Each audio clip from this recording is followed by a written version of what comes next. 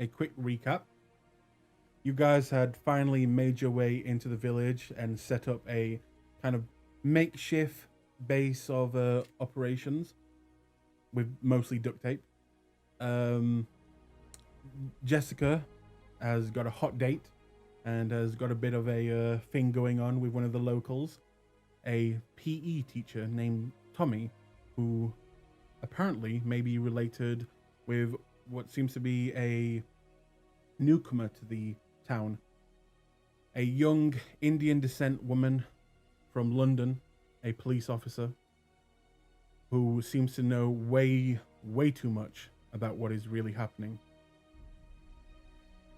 After a kind of big discussion with the group, you decided to impersonate Interpol agents and begin the investigation, learning quite a few things, as well as being given case files and different addresses, and also, which is kind of strange, no one seems to be able to get a hold of the chief inspector leading this investigation. As you all broke out, as two of you went to meet with a young individual who you came across stealing a car and have decided to try and bring into the fold as basically a temp, as you're off to meet them and give them their first assignment, while Jessica goes off and meets with her new acquaintance, Tommy, as the other two begin to search the small town and have just come across an attack by another kindred. This kindred kills, right in front of you, a woman. She falls to the ground, unmoving, and he turns to you, and you see what looks to be the symbol of the Anarchs, but it is burnt, heavily burnt. And next to it is a very faded old, what seems like a swastika Nazi tattoo. And he is standing, looking at both of you, Dee and Nathaniel. So, we will start with you two. What do you do? I'll look to Nathaniel first to see what should we do. Yeah, Nathaniel has absolutely no idea. So I'm surmising he's not exactly neutral with us, but more against us, so to speak. He is not taking any aggressive actions. He looks quite surprised as well to see you.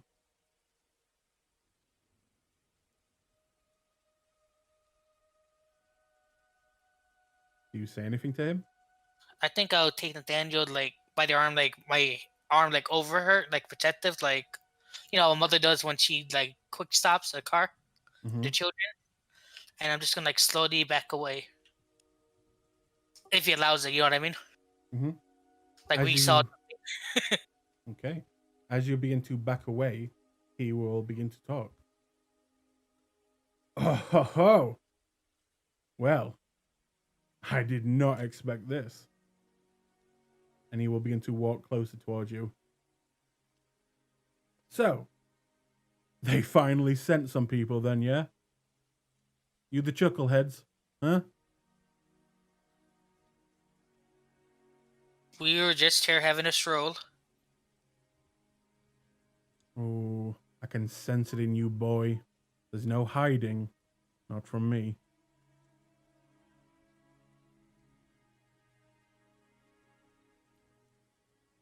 Let's get some subterfuge. I want to try to lie to him. About what? That our intentions were just, hey, we just happened to come across you. You know what I mean? Like we're not these people you speak of. Unfortunately, in fact, roll me a intelligence occult.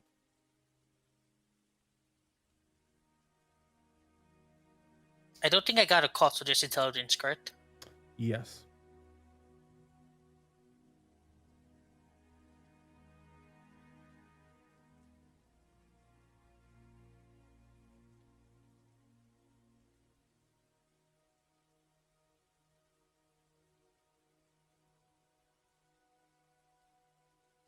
You know how to do it?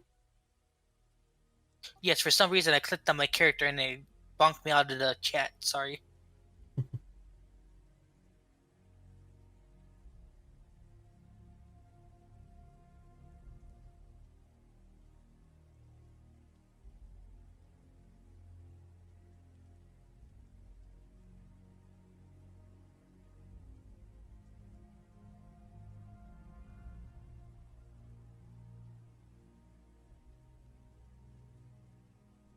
Oh no, what's happening? Oh, there you go. Okay.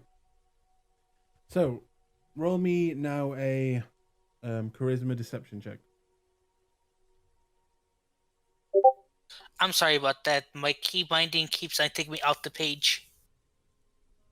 Your key binding. For push to talk. Sorry. Oh. Weird. You said charisma and what other stat? Sorry. Subterfuge. So you click on subterfuge first, and then click on charisma. Actually, no. This would be manipulation. Roll that one more time with manipulation.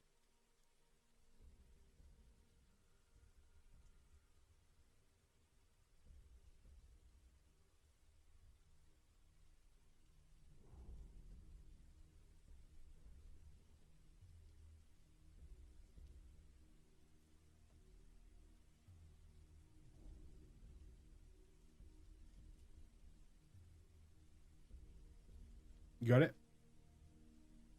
Yes, did it go through? Oh wait, hang on.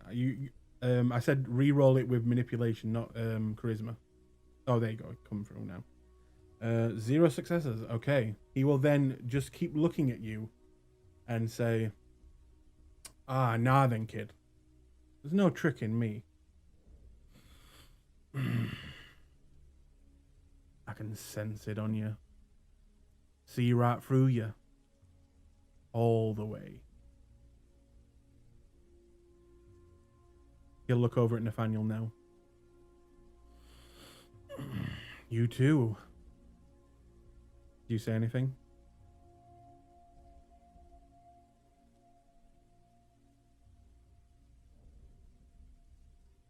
Nathaniel? And what would it be to you if we were? Oh no, don't get me wrong. I've been expecting you. I knew they'd send you eventually. I just hoped I'd get all this cleaned up in time. So, just the two of you then? Yep, just the two of us. Manipulation, deception again.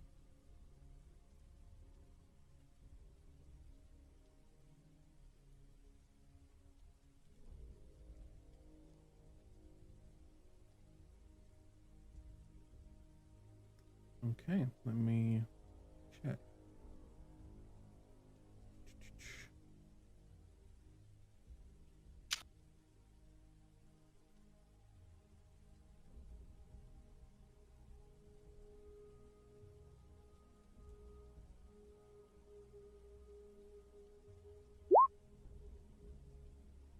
A 1. Well, I expected more. But you'll do, I guess. So, what have you found so far?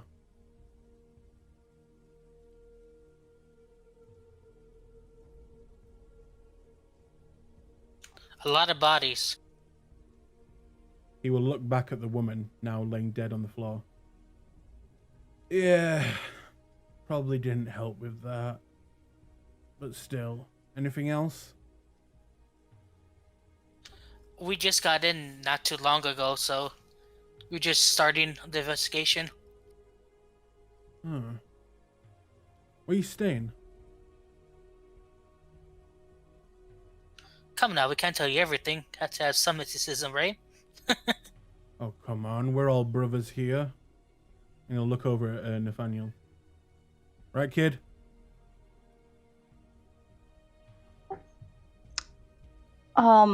Sure. Great. How about we go back to yours then and have a good talk?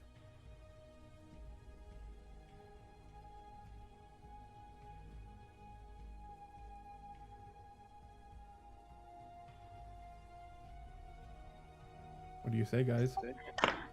Would we like realize what his intentions, if like his intentions really were to just talk? Wits insight, please.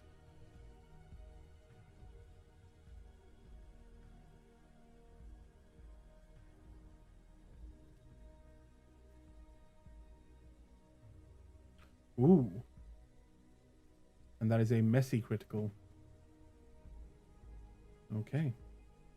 Nathaniel, can you click on your token and hit the compulsion button at the top? Yeah, just a second.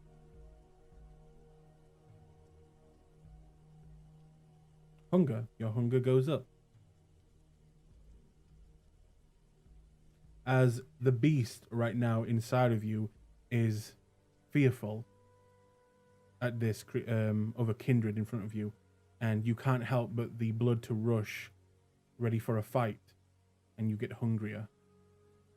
But with a 4, you can tell that he is not, at least not now, wanting to attack you or anything, and you can tell that he is holding something back, not telling you everything, and his demeanor, how he talks, it seems like he's more interested in getting your information right now than sharing or helping.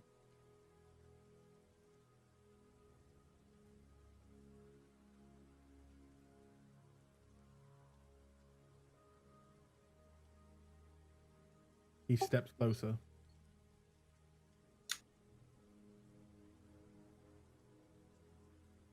What do you do? I look to Nathaniel. What do you think? Shall we go, or shall we go to his place? Since we're all friends, right? Oh, I don't really have a place here in town. I stay, house to house. That's all.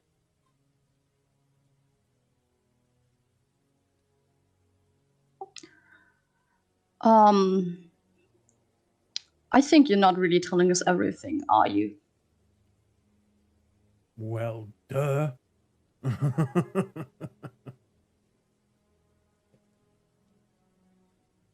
He'll get closer again.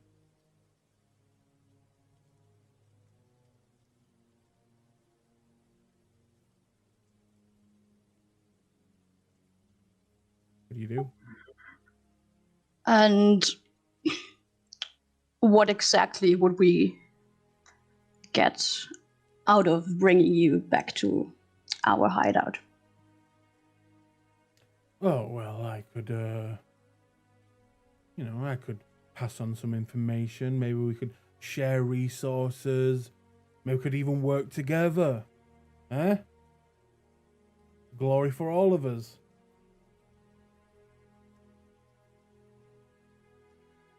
How about before we band together? We're all vampires here, so we all know we have wariness of each other. How about we meet at a neutral location and we could talk? And if we feel that we can actually trust one another, we could go further. Charisma persuasion. Sure.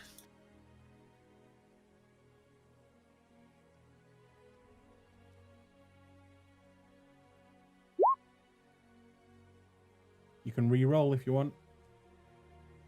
Use willpower and re-roll 3 dice. All right, I'll do that. I'll take off a will. Okay. Hit the will re-roll button underneath willpower and put in 3.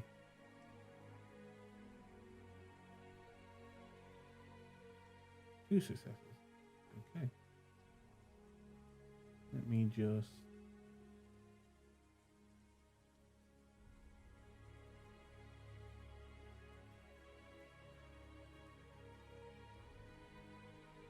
Okay.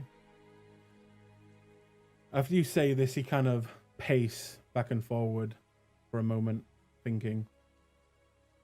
He takes out a cigarette and lights it up, forcing himself to take a breath and pull in the smoke and then breathe out again.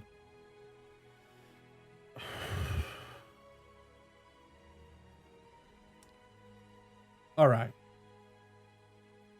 You pick the place, and I'll be there. But just because I like your hair, and he'll look at you, D. Thank you kindly. I'm glad to have fans here.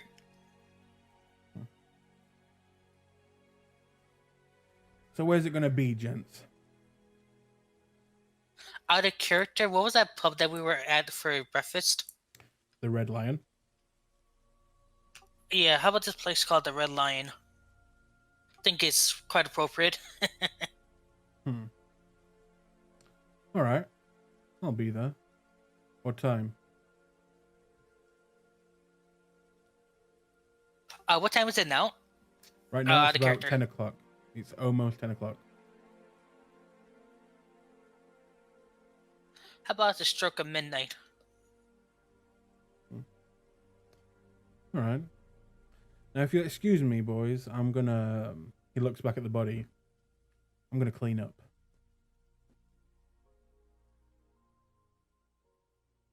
All right. Hopefully better than the last times.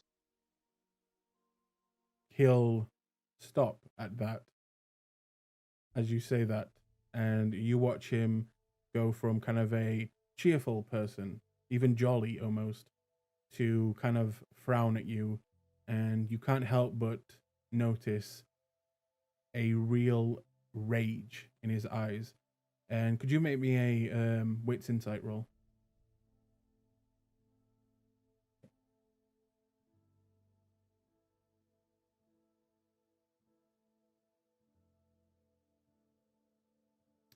Two.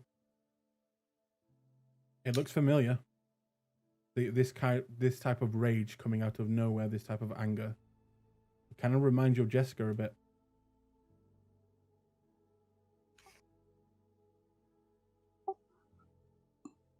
All right, I think it seems we should probably leave now, Dee.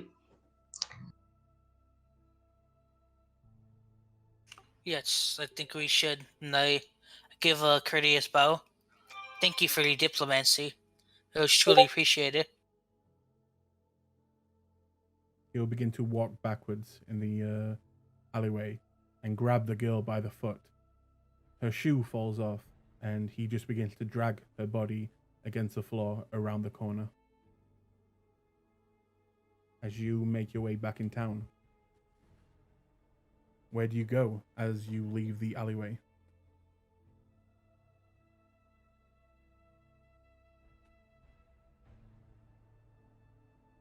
Do we know where any of the others are? From what I can remember, you know that Brandon and Todd went to go meet with someone. I mean, it's a small village. I don't think you know where Well, in fact, Jessica, would you tell them where you were going? Yeah, I'd let them know where I was going just in case I needed help. And Brandon and Todd, would you let them know where you were going? I'd say probably not. I wouldn't. Okay. I don't know if Todd would. I'll go with whatever Brandon feels best. Okay. In that case, you know that they went to meet with someone, and you know where Jessica is. She is right now at a local small movie theater, or at least that's where she was heading. For like catching a movie? Yep. I asked Dan with that in character. Sorry.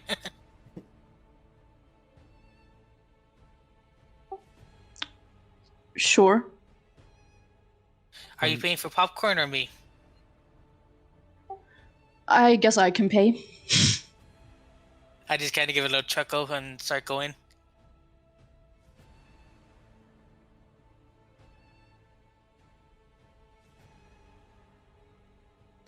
Okay. So you begin to make your way in that direction. Meanwhile, Jessica, Yes. you arrive eventually, and in fact, before you arrive, you kind of turn the corner and you see outside the small movie theater Tommy, or Tom, as he likes to go by, waiting outside with a big smile on his face, just like in the artwork, except less open chest. And he's kind of just looking around. He looks like he's looking for someone with a big, stupid smile on his face.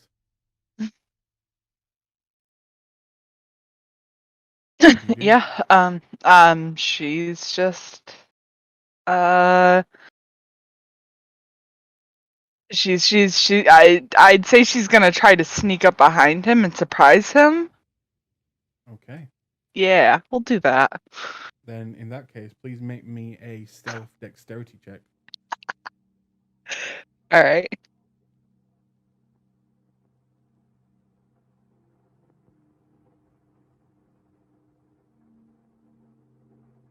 A 2 success. Now let's see if he sees you.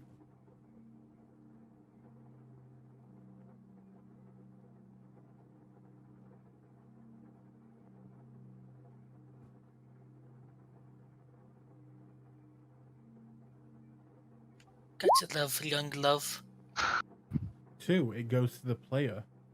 As you begin to make your way in the shadows around and quickly stopping and going around objects as he looks in your direction and then carrying on. And eventually you make it behind him as he is just keeps looking around. What do you do? She's just gonna lean in and just whisper in his ear, "Hi there." Oh. I didn't see you. Were you inside? I'm sorry. I just like to pop. I sometimes just pop up. I can see that. Well, may I say that you look incredibly beautiful today? Why, thank you. You look quite nice yourself. Oh, he'll look up and down, looking at his clothes. So, do you know what you want to see? I was thinking maybe I'd let you pick. I'd like to see what people's tastes are. Oh, well,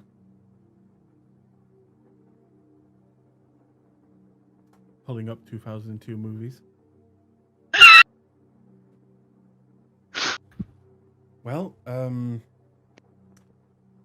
do like horrors every now and then. Some action films.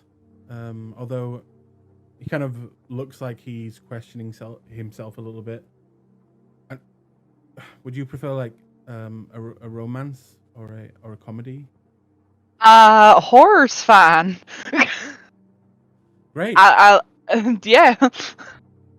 Oh my god, this is too perfect. Well, I mean, there's the new Blade movie coming out. You know, we could go watch that. Sure, let's check it out. Okay. As he points to the posters on the side of the theater, and you see the posters for like Blade 2, and it says, you know, underneath it, vampires, and you can't help but chuckle a little bit seeing it. Mm-hmm. And he'll begin to kind of open the door for you. And at this point, could you make me a wits awareness? Poor thing.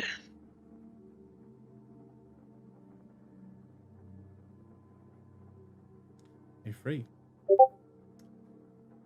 You see, as it is a small town, in the reflection of the door as he's opening for you, you see your two companions, Dee and Nathaniel, coming around the corner and rushing towards you. What the? Oh boy. All right.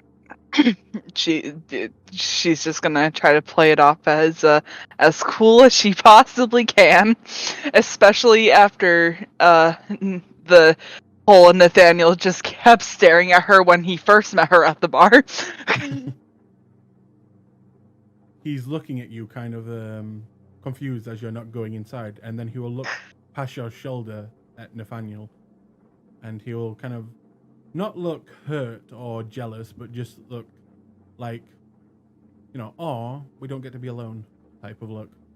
And at that point, I'll say, Dee and Nathaniel, you run up. What do you say? We're awfully sorry to take her so soon from you, but there's some work-related stuff we have to discuss right now. What the? What? Oh, yeah. If you're busy, I understand. It's only gonna be a couple minutes, right? She says with a wide smile, with like the whole "this better not take more than 10 minutes" smile that she can. Oh, great. I'll go get us some popcorn. Okay? Yeah, that'd be great. Sweet or salty? I like salty. He'll smile. Me too. I'll go in.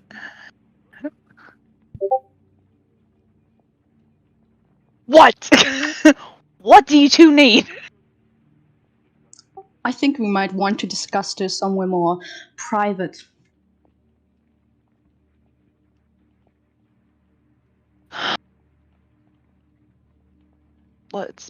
You got 10 minutes. Let's go. Okay, so you make your way just around the corner, where there are a lot less people.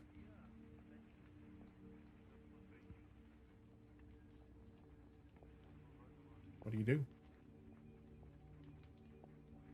I'll let Nathaniel take the lead on this one.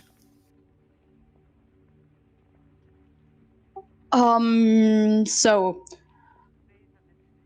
we're like actually sorry to take you from your date, but I think we might have found someone of interest to our work. Wait, really?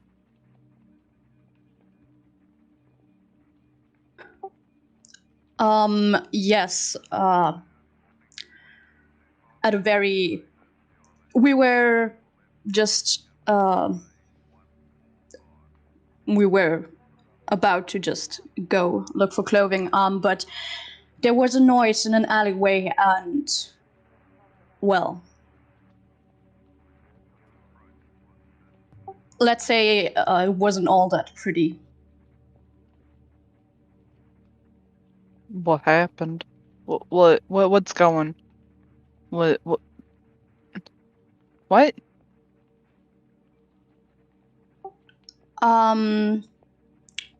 There was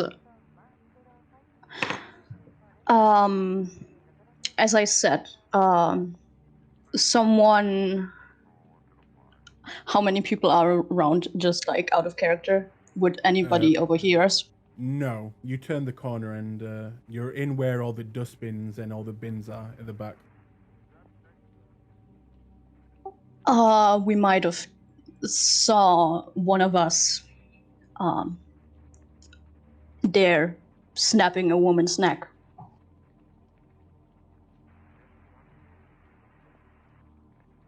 In fucking public? Yeah. As far as I can tell, he dragged the. Well, he said he would take care of the body, but who knows how that went. Oh my god. Alright, He was somewhat diplomatic. It seemed like he was more interested in what we knew than attacking us straight on. That makes sense.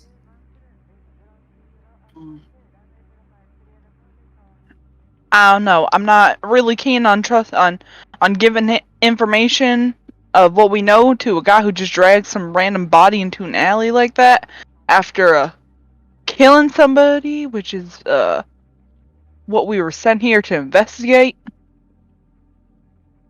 Please tell me you didn't tell him anything. No. He thinks if it's just us or Nathaniel and I that were sent here, he kind of already knew and was waiting for us too, which is interesting.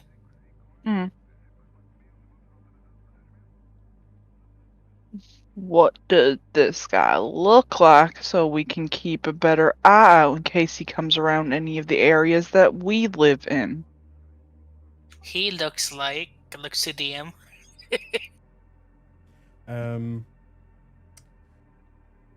So they kind of like describe what the art would look like. In fact, I'll bring it back for you, just so you get another look, and I'll even enlarge it. Oh no, I got rid of it for some reason. Give me 1 second. Pow.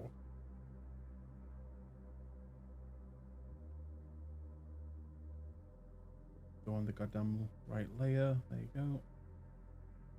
So wearing kind of beat up levers, kind of ripped jeans, kind of dirty t-shirt that has a rip in the middle of it, showing the Anak symbol but burnt, and again a very faded old swastika tattoo, shaved mostly hair with a Mohican, with tattoos going up the neck and around the head area.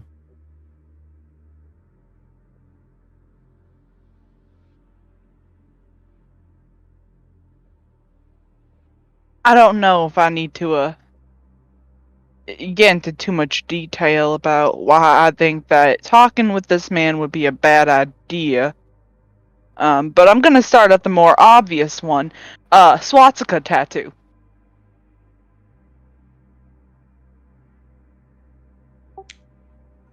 You are correct, but he is our only lead right now, isn't he? He might be our only lead so far, but I'm not too keen on being diplomatic with the people who don't like my sire and people who definitely wouldn't like the guy that I'm on a date with now. Oh, it's a date. Shut up.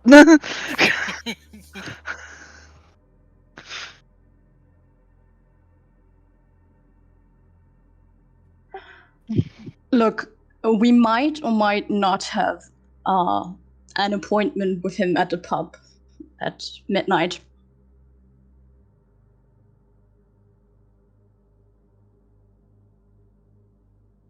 What time is it in game?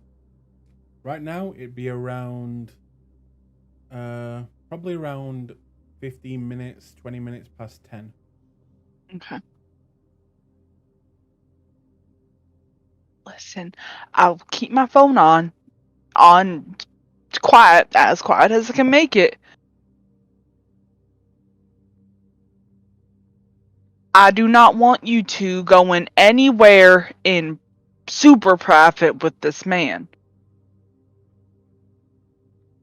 Any guy who looks beat up like you say that he does? You remember what I did to Brandon and Nathaniel? It's hard to forget, really. People who are older than me? I'm assuming that this guy is a little bit older than me. Can do much worse. And no offense to the both of you, but neither one of you look like you could hold yourself up in a fight.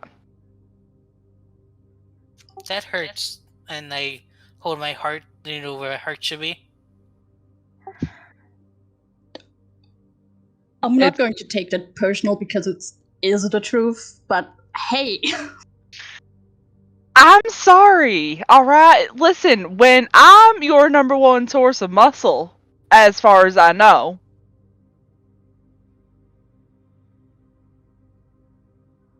corridors don't have the best, I mean, they're capable of fighting, but most corridors that I know use the whole big presentation, everything's an art piece. Look at that blood splatter thing right there. And Ventru. And that's all she'll say about Ventru. Good thing I'm neither, right? Like I said, I like you. I like you too, Nathaniel, but still, just please, both of you be safe. Be safe. Be safe. I don't need to clean up blood splatters and ash off the ground. That's fine. But if you worry so much, why don't you tell your Prince Charming to have the princess home before midnight? And just kind of get a little grin. She just kind of deadpans. I will see what I can do about being back in town by midnight. But if I have to kick Nazi ass because this went south, I'm not gonna be a happy woman. I'll buy you something nice afterwards, I promise. Oh, you better, because I fear for what those boys are gonna send that kid after to buy me.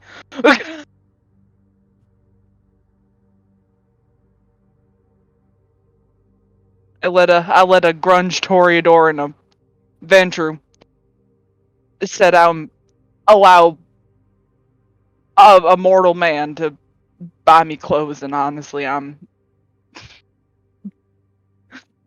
fearful.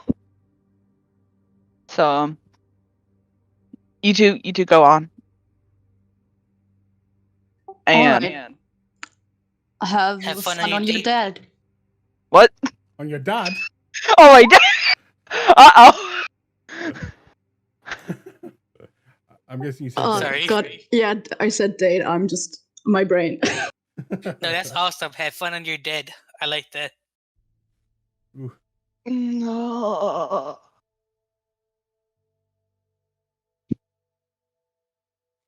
okay. Be safe. And she's just gonna walk back in. Okay. So, as you kind of split up, I will ask Dee and Nathaniel, where do you guys head off to?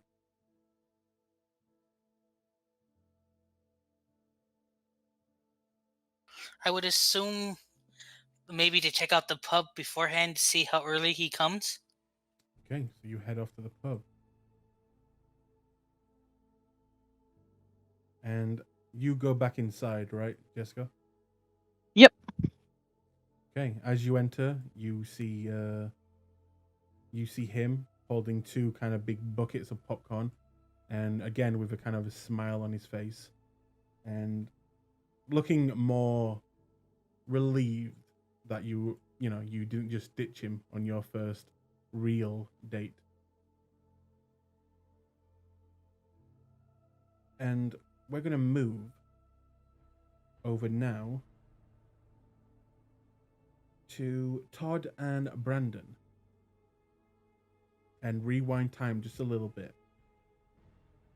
So, Todd, Brandon, you make your way out of the police station and you begin to head in the direction where you know the meeting is taking place, outside one of the corner shops. Do you do anything or say anything to each other before you get there? So, how do you want to play this? What all do you want him to look for? I'm thinking we have some information he might be able to find on the streets a little bit better than what we're looking for, at least the way we're looking for it. Yeah, probably. It probably wouldn't hurt to try and have him find out if he can find out where the inspector is too. Yeah, I've got his address. I'm not sure if I mentioned that, but I was able to charm little Amara into giving me his, personal details. We need to find him as soon as possible. I'm a little concerned he's dead. Yeah, that is what it's starting to seem like.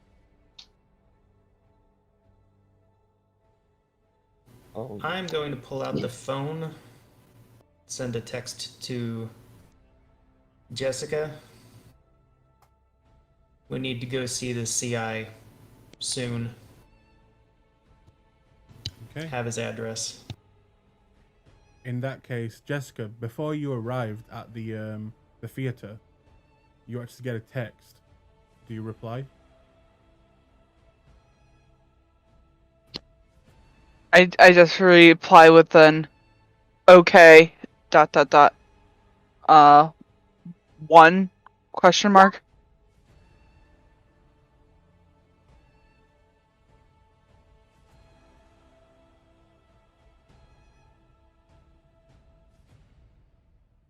And that's what you get back. Okay. I'll text back 1 sounds okay.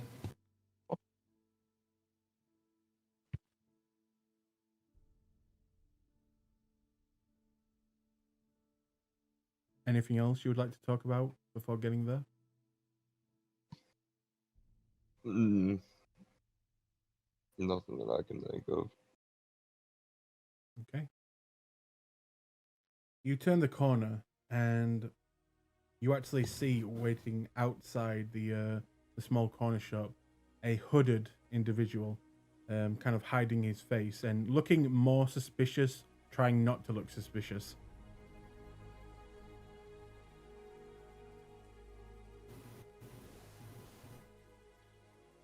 Let's just walk with him or something. Yeah. Probably this place is probably too obvious. I'm gonna gesture to the guy to come over and follow us. Okay. As you do, he'll kind of look over at you and begin to head over.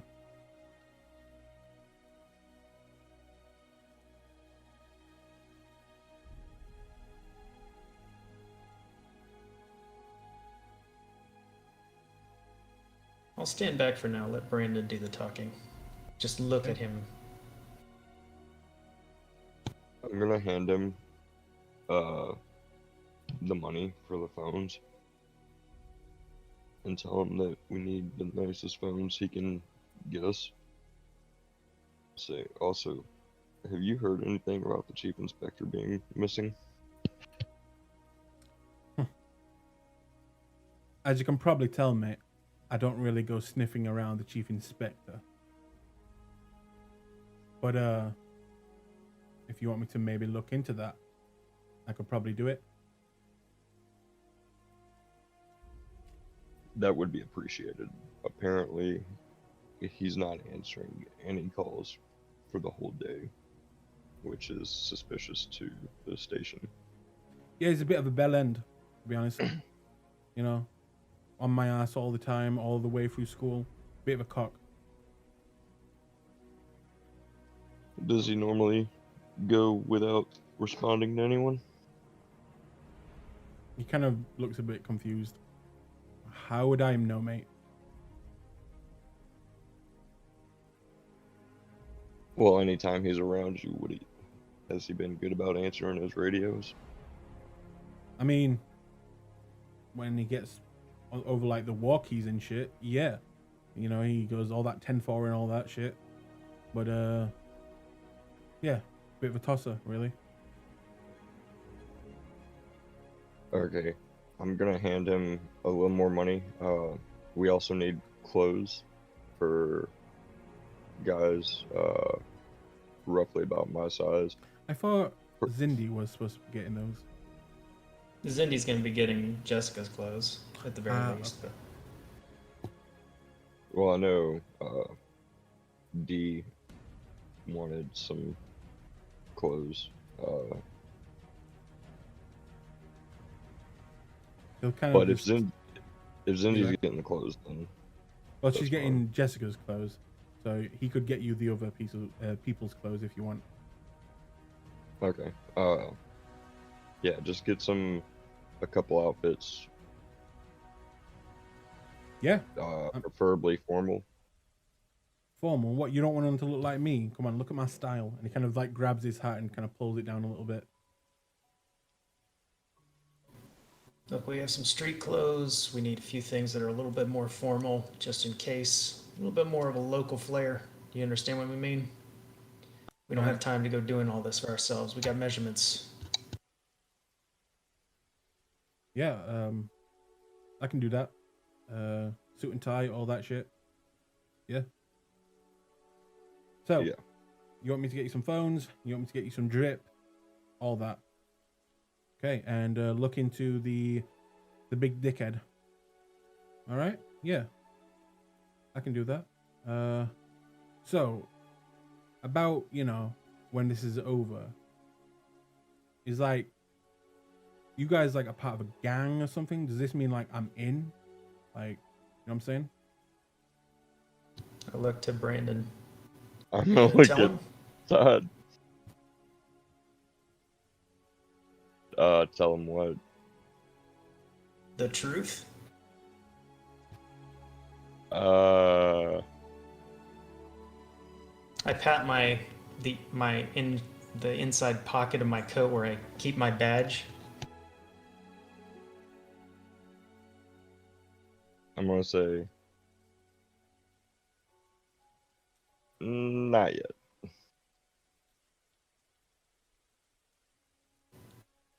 We'll see how well Right you now, do. you're working for cash. You're working for quid. You got it? Right, right. Oh, you some stone cold. All right, yeah. Cool. So what do I come back here tomorrow? Same time, same place? Yeah, that's fine. Sick. One last thing. Yeah. We need an address. Preferably somebody you're not particularly fond of. Somebody who likes to, someone who likes to party. Party? Local. What you mean? You want drugs?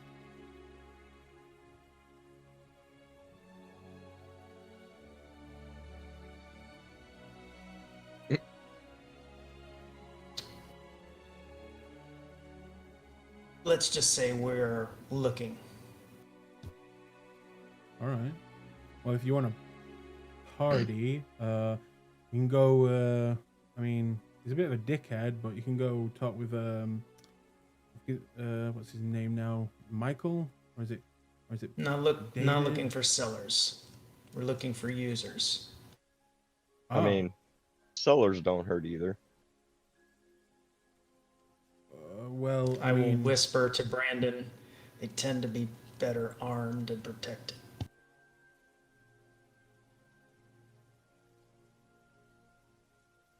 well, if you're looking for users, he looks very strange at you now. Again, just go to Michael's and you could just wait outside. There aren't a lot. I don't really, like hanging around with that crowd. They're not really my style. But you just hang outside his house and, one of them should show up. And he'll actually kind of tell you the address, which you have no Are idea where you it is. stupid? Hanging outside a dealer's house, he's gonna think we're spooks. I mean, no offense, mate, but this ain't America. I mean, he looks around at at this very small village. I think you'll be all right.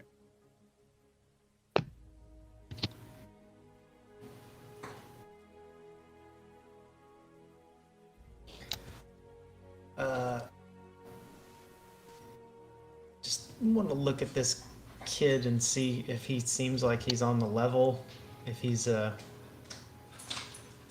being fidgety or nervous or anything like that. Okay, wits insight.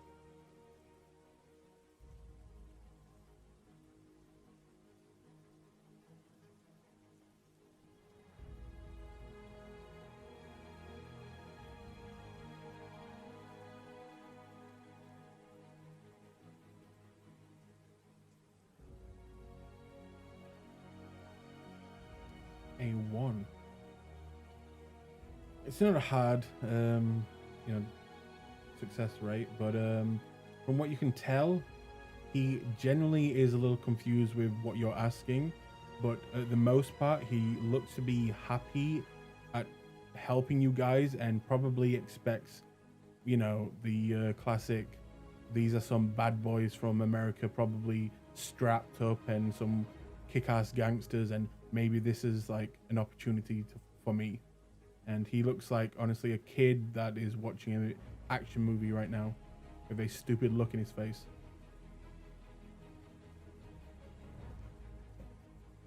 All right, good enough for me.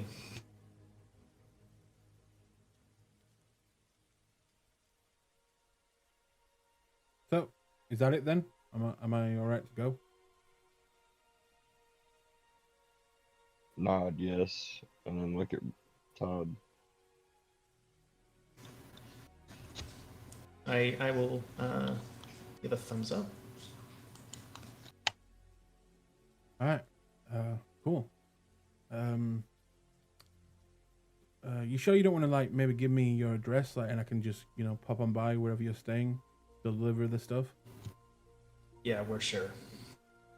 Cool. No, that's cool. All right. I guess I'll see you guys tomorrow. And he will kind of walk back a few steps and then again look at you, Todd, a little bit more, almost like a little bit less scared of you compared to last night, and give a bit of a smile and then turn and quickly begin to jog away. I'll light up a cigarette as he stares at me and take a very long drag. In that case, make me a manipulation, intimidation.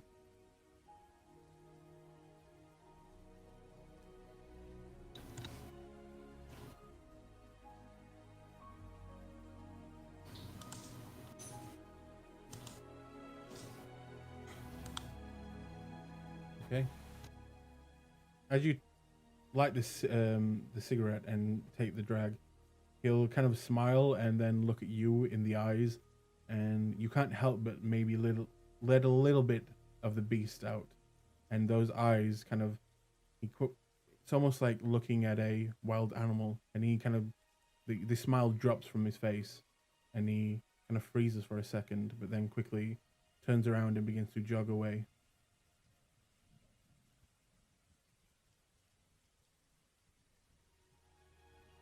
Shake my head as he turns around. I really need to eat. Time to go find Michael. Yeah, listen. If they're not eaten, if they're not high, I have some issues. So I'm just saying I might need a little bit of help. I usually have my my crew, and I'm trying to keep a low profile here. Help if I can. I more just need a lookout. Oh, I need a taste of Michael anyway. Yeah, that's right. Well, Alright, well let's go. did dude tell us where to find Michael? He did. Alright, Yeah, he gave us the address. I must start heading that way then. Okay. You don't, even though he gave you the address, you do not, know the address or where this is. But after a few asking people on the street as you pass them by, you make your way, and you make your way to what seems to be like a kind of alleyway section with the back of houses. Kind of looks normal. Mostly the back end of houses with bins are out, a lot of rubbish, a lot of dirt. You see a shoe, a woman's like stiletto shoe, just left there in the rain as you walk down. And eventually you see the house with the exact number, and you can guess that this is the address. Now, you're not exactly in front of it, you're more stayed back.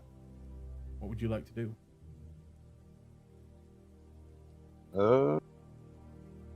Is there anyone outside the house? Right now, no.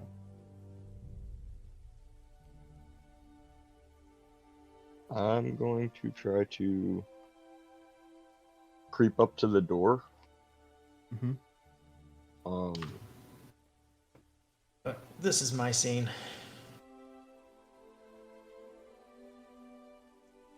I'll go up and I'll just knock on the door. Okay. As you're kind of creeping up to the door, he says this and walks past you and just knocks on the door loudly. Mhm. And No, not loudly, like somebody who's looking to score. okay, then it takes maybe 20 seconds until you hear a voice coming from the other side. Yeah, what do you want? Look for a guy named Mike. Yeah, Looking you found him. for something something to take the edge off. Who the fuck are you? Who told you about me? Tourists. We're just looking to have some fun. Spoke with some Charisma. friends. Okay, charisma persuasion. As you do not seem like cops because you are American. Woo! Okay. Please click on your token and hit the compulsion. Good lord. That's not a beast. That's not a messy crit. Oh, critical hit. Not. Yeah. You're right. In that case, you kind of look through this peek hole that you know that he's looking through, and you can't help but to kind of shift your personality a little bit, looking a little bit more, kind of matching this scenario, matching this type of person who would be most convincing to the person behind the door.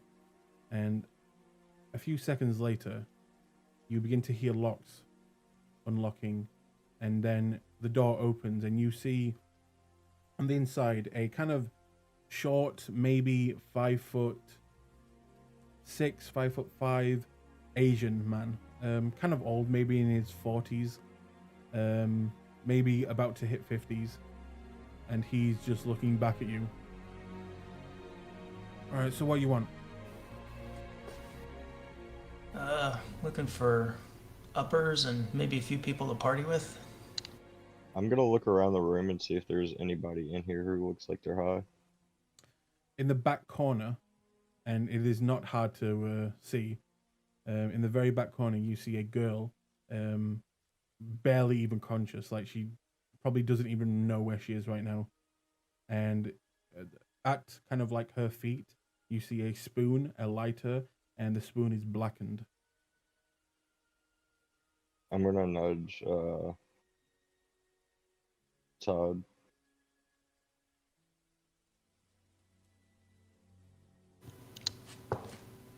I'll pull out, I don't know, like 50 pounds, and I'll say, does this get us inside? Oh, whoa. Why you want to come inside? I'll give you the stuff. Just I'm gonna here. I'm gonna attempt to mesmerize Okay. and tell him to let us in and close his eyes. Okay.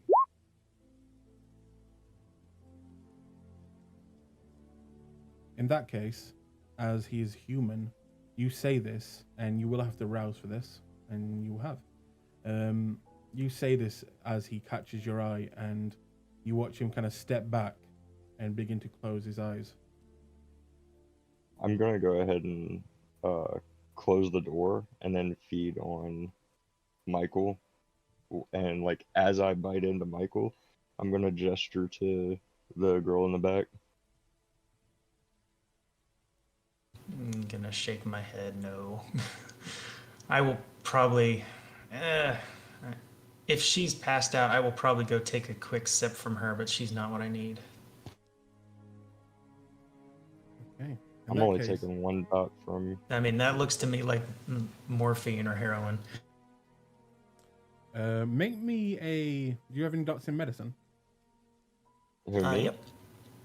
Okay. Make me an intelligence medicine roll.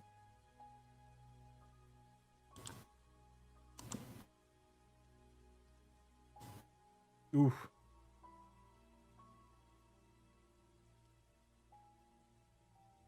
Okay. I mean, I have heroin on me. Yes, and you know that this is not heroin. This is, well, you don't know what it is. You can't. If you got closer, maybe you could see it, but you know, heroin is usually shot up, and it doesn't look like the spoon is wet with a substance. There also seems to be what looks to be tinfoil next to it, and what looks to be a What tinfoil tube. would I recognize it with my background? You would, in fact, as with your background, you know this to most likely be crystal meth. I'm gonna lick the wound and tell Todd that it's straight up meth. Oh yeah, I said I was gonna eat her. Did did I'm too hungry not to. did this dude taste like he was on something? Would I be able This to tell? dude, no, he does not taste like he's on something. You get Okay. the sense that he doesn't try the products because he probably knows they're very bad for you. And as you bite in, he will kind of begin to break from the compulsion and begin to struggle, but quickly relax. But as you have only taken one, he's still very hyper, and you have just digged into his neck as he begins to kind of like, he's not very strong at all, and he's trying to fight back, but you're kind of just holding him there. In fact, you could even pick him up off the ground if you wanted.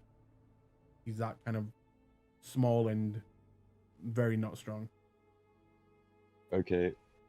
I'm gonna like restrain him against the wall and tell him to tell me where we can find, basically like, where are there parties at this time of night? Make me a manipulation intimidation.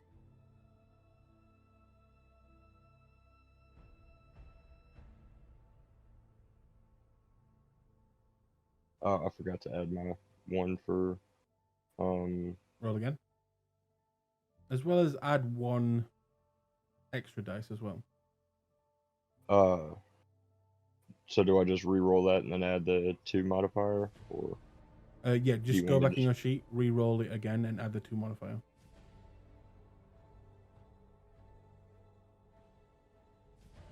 Still 2. so just 2? Okay. He'll kind of look at you, look at your friend who's heading over to the woman in the back, and he'll go, "That's not what I do. That's not what I do. I just hand it out, okay? Look, if you're like a loved one, or if you're a friend who's OD, this is not my fault. They're the ones that took it. I swear to God, I won't say anything. I'm gonna I've like got money." I'm gonna like tap his cheek and say, I don't want your money. I just want to know where your customers would hang out. There's an abandoned building, a few streets down. Some of the homeless ones like to hang out there.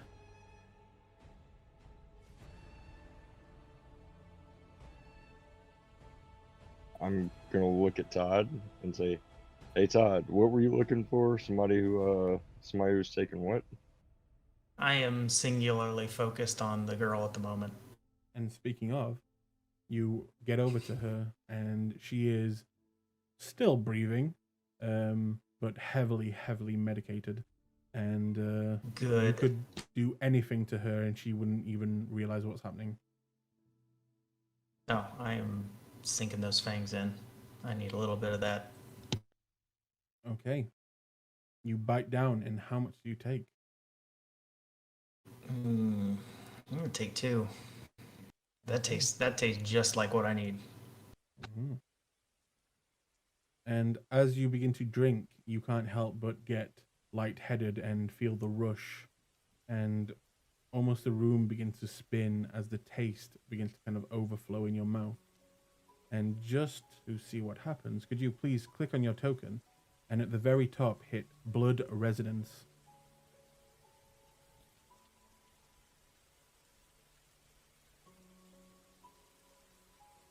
Okay. The blood itself tastes of sadness, and it makes sense why this woman is medicating herself. But it is not the best tasting blood you've had. It is not overwhelming with emotion like some others you've tasted, but the rush is still the same.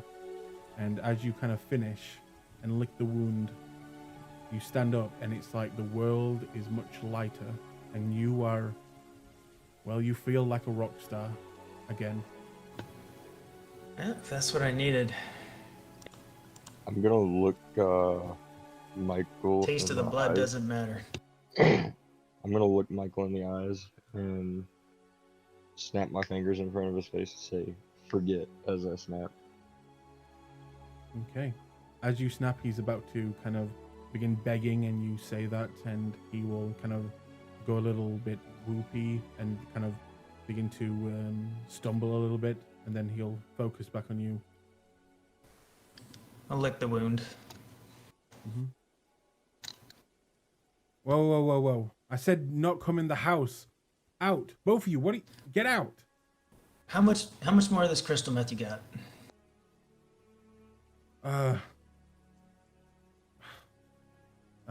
I got, he kind of goes into a dresser drawer and pulls out a bag, and it looks like the bag is mostly empty. It's got what looks to be enough to affect people, maybe around 10 people or 10 doses for a good high.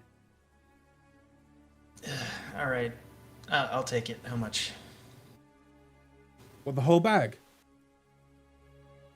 Yes, the whole. Yeah, the whole bag. Look, I'm looking for friends to party with. I told you. He immediately starts to smile.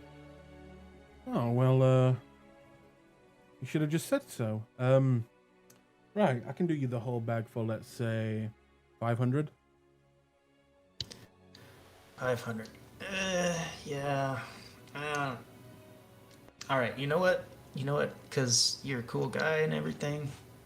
Sure, we'll do that. I'll kind of just turn around for a moment. I don't want him to see how much money I've actually got, but I'll count up 500 pounds. Mm-hmm. Hopefully, As try he's- not to make it all in big bills if I can. As he's taking care of his business, I'm gonna step out the door and act like I'm smoking a cig. Okay. Could you... And I just want to talk with him a little bit, see if just to see if I can get an idea of where I might find some locals who want to share this this wonderful stuff with me. Obviously I'm not a cop. Obviously I'm not gonna narc on him or anything. Well, Just looking to have a good time. I'm a tourist. well, as he said to your friend, to Brandon, he as a small village, it's not like you're gonna find a huge nightclub where people get high, but he does tell you where his homeless friends like to go and hang out, talk, and get high together. An abandoned building that was going to be kind of like a big business until it ran out of money and they just left it there half built. But other than that, that's pretty much it.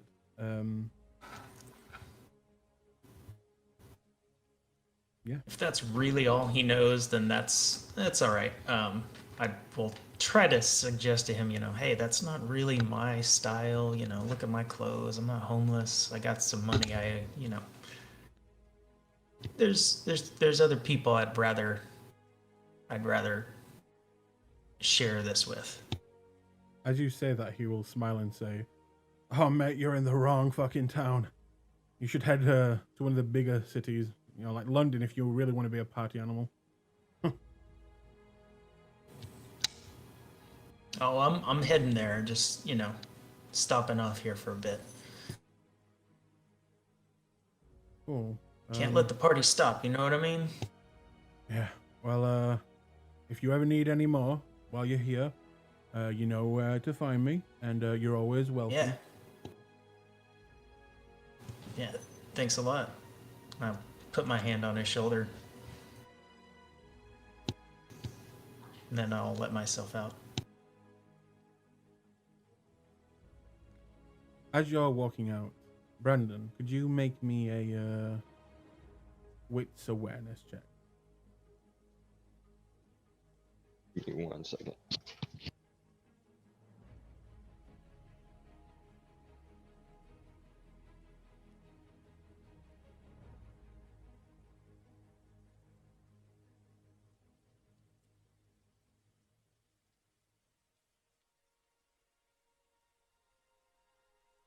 A 2. Okay. After a moment, Todd exits, and the kind of Asian man Michael will look at you both and smile. You can clearly see that it's a pretend smile, and he will kind of just look around the outside, make sure no one's watching, and then quickly close the door, leaving you in the rain.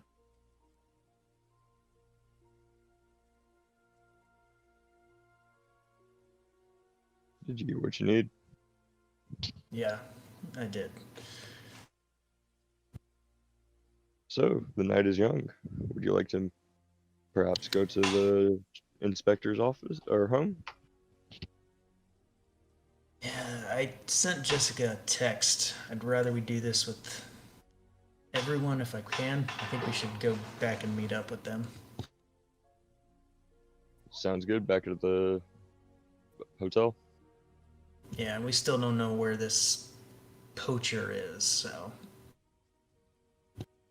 I'm also Alright. not ruling out the possibility that they might have embraced somebody. Yeah, that could be a possibility. Which means we might have a full-scale gang on our hands.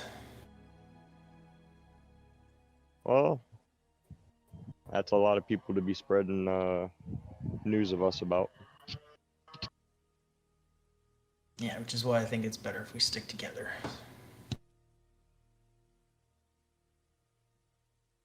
Alright, well, let's go. Alright, so we're gonna head back to the pub, I guess. All right. Meanwhile, at the movie theater, Jessica, you eventually sit down and you begin to watch Blade 2. It's as most of the people in the theater would see it as more of a action with a little bit of a horror. For you, it would more likely be a comedy. Yep. And you can't help but laugh every now and then out loud as you see some of the strangest things that these vampires do. Shooting out giant tentacle tongues, being bald, riding around on motorbikes all wearing leather, carrying swords, very Oh my humorous god. things. And Mhm. you can't help but maybe deep down thinking, is this racist? Maybe. And you can't help but notice that as some of these scary parts happen, as you're kind of giggling along, you can't help but see Tom every now and then kind of jump a little bit and then kind of laugh it off and look a little bit disappointed that you didn't just, cling onto his arm. But he also kind of looks you up and down, and a part of you can tell that he can definitely see that you're different in some way, and it is attracting him. And halfway through the movie, he will actually do the very cheesy, very God. cheesy kind of go for that yawn, and then slowly put the arm around.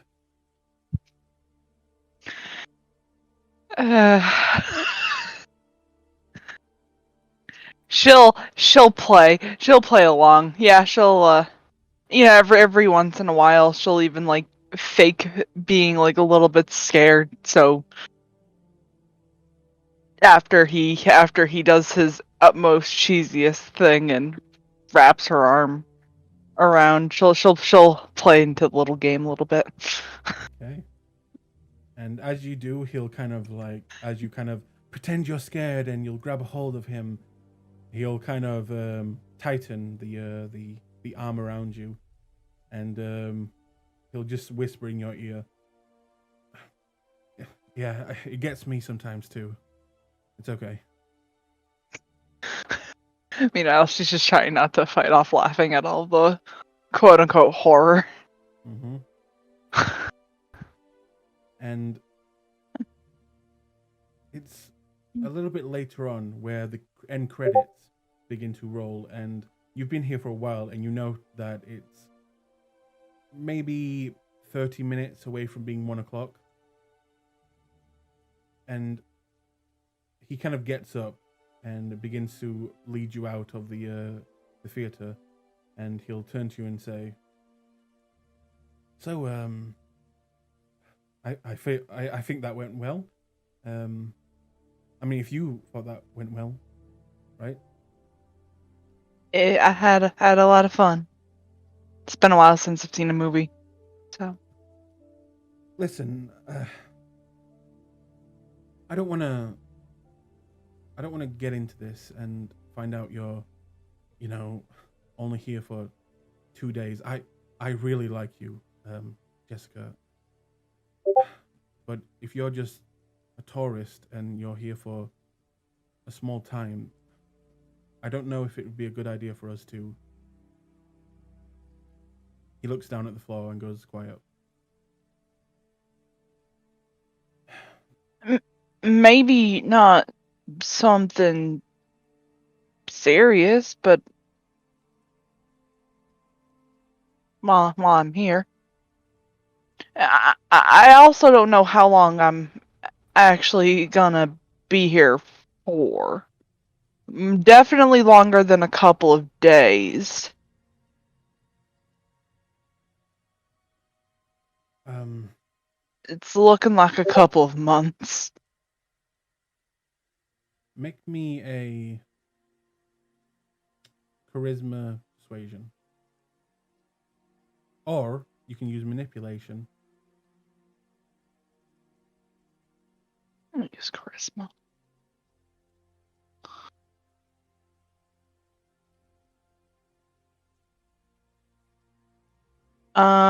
Any looks, merit dice, or just straight charisma persuasion?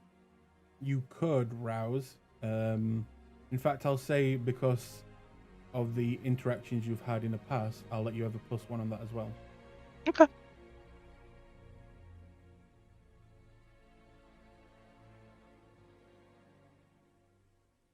5 successes. Okay.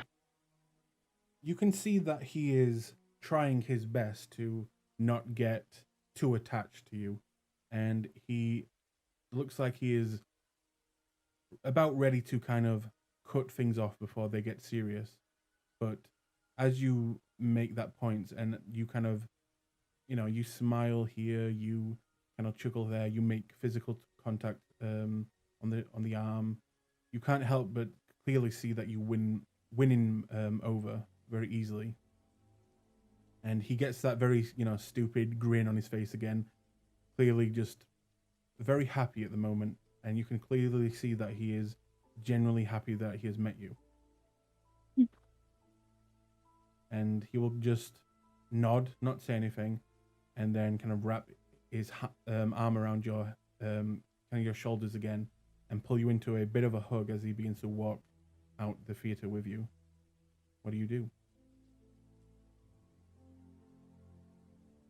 She's just going to wrap her arm around him and pull him in for a quick kiss on the cheek. Feel like walking me back home? He will break the hug and go to the door again, open it, but this time giving a small little bow and saying, "Cheesily, milady."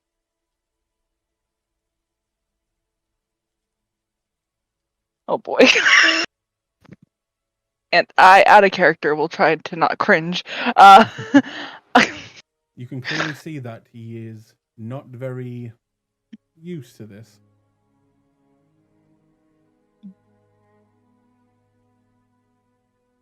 Well, I have to say, you are definitely more of a gentleman than most of the men back in the States.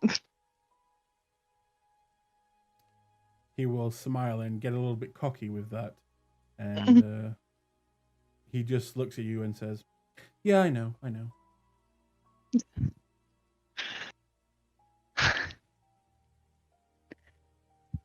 Yeah. And he will begin to walk you back home. Eventually arriving, you can't help but notice that passing by the Red Lion, you see multiple, in fact, all of your now newly coterie on the inside talking about something. Oh, yeah. I think all of my work buddies, and she's gonna point to everybody in there, are actually in there having a meeting. Oh, I guess we should say goodbye here. Yeah. In that case, let me say goodbye. And he will go in for a kiss. And she'll allow it. And after a moment of kissing, he will break and then say, "And let me say goodbye again." And then he'll kiss you again. And then after a little bit longer, he'll come out and say, "And again," and then kiss you on the neck, and again, and kiss you again, and begin to laugh, and then break from you. All right, before they start teasing me,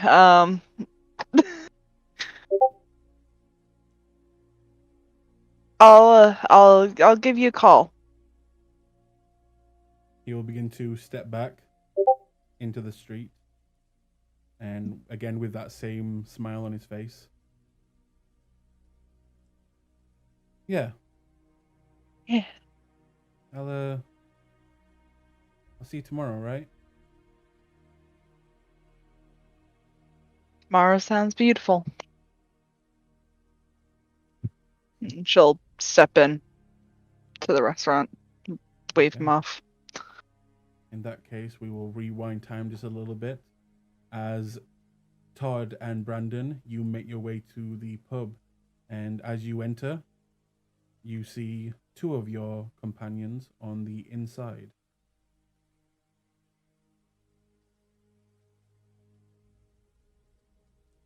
What do you do?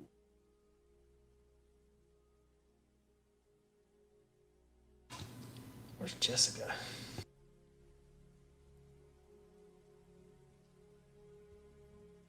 Who do you say that to?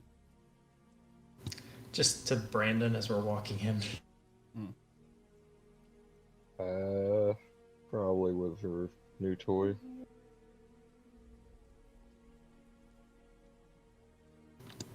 New toy. The guy she fed on yesterday.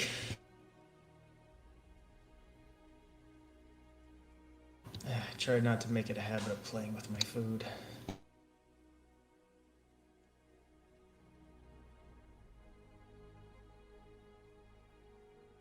Alright, so I'll walk over to her and then Nathaniel. Okay, you guys see them approaching Dee and Nathaniel. What time is it? Right now, it would be probably around. They went there. It's around 12:30. 12:30. Yep. And for some reason, you're a million miles away. Hang on. Something's wrong with your mic. You sound very. I'm sorry. This better? Oh, yep, that's better. There you go. Yep. I'm sorry about that. And our friend hasn't shown yet. Say again. Our friend hasn't shown up yet. Nope.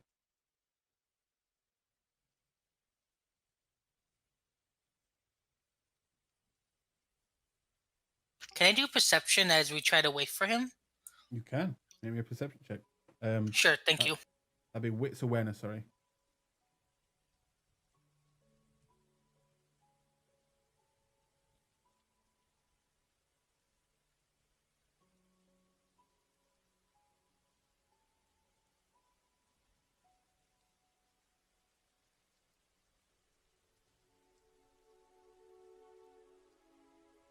Okay.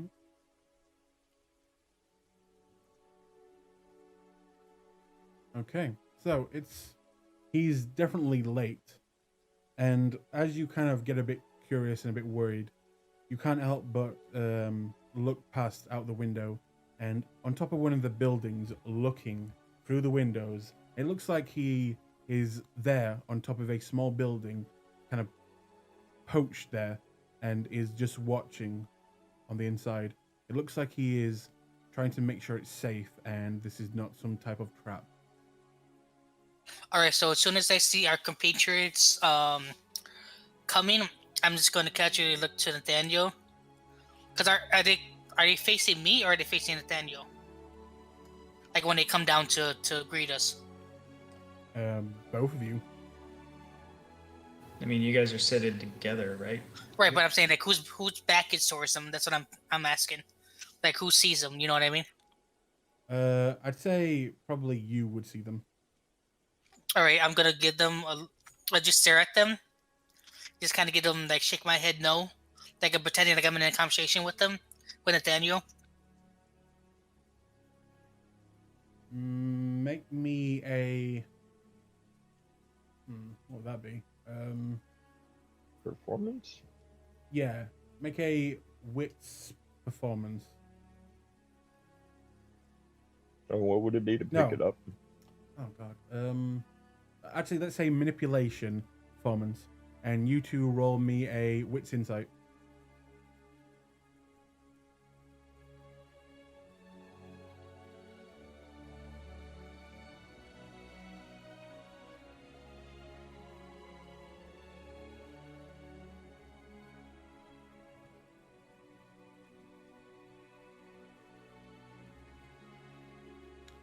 It's a 1 from Brendan, a 4 from D. Todd, you gonna roll? Oh, I get one too. Mm-hmm. Sorry. Thought it was just the people noticing this. Well, I mean, he's doing it to both of you. Okay, I get it. A 4. Okay. Better than me. So Brandon, as you're kind of approaching, you kind of just see them, and it looks like they're in a conversation, and you just want to get, whatever this case is over with. But you notice, Todd, that he is acting very strangely and is clearly trying to signal you, and he's kind of like shaking his head no, and not like Okay. focusing on you. I'll put my hand out in front of Brandon and just say, "Hey, hold up. Let's go over to the bar." And I'll pull out my phone and I'll send Nathaniel a text. And I'll say, "What's going on?"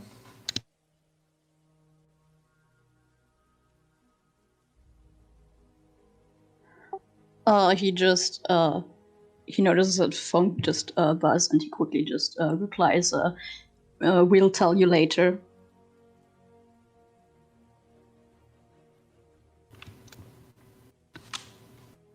Do you need us to leave? Or should we stay here?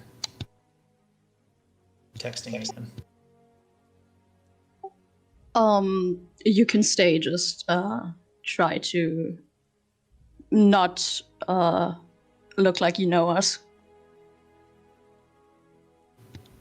All right, I will get to the bar and ask if the kitchen's still open. I want us to have a reason to be sitting around. As you approach the woman behind the counter. Oh, hello there, darling, again. What can I get you for tonight? Late night snack. Kitchen's still open. We don't really cook at this time, but I can make you a very nice bean toasty. Sounds marvelous. I got you, love. And she'll make her way back. And it's a few moments later that Jessica, you arrive and you kind of have this scene outside with Tommy. Mhm. And at this point, I'll say that all of you, if you wish, you can make a wits awareness.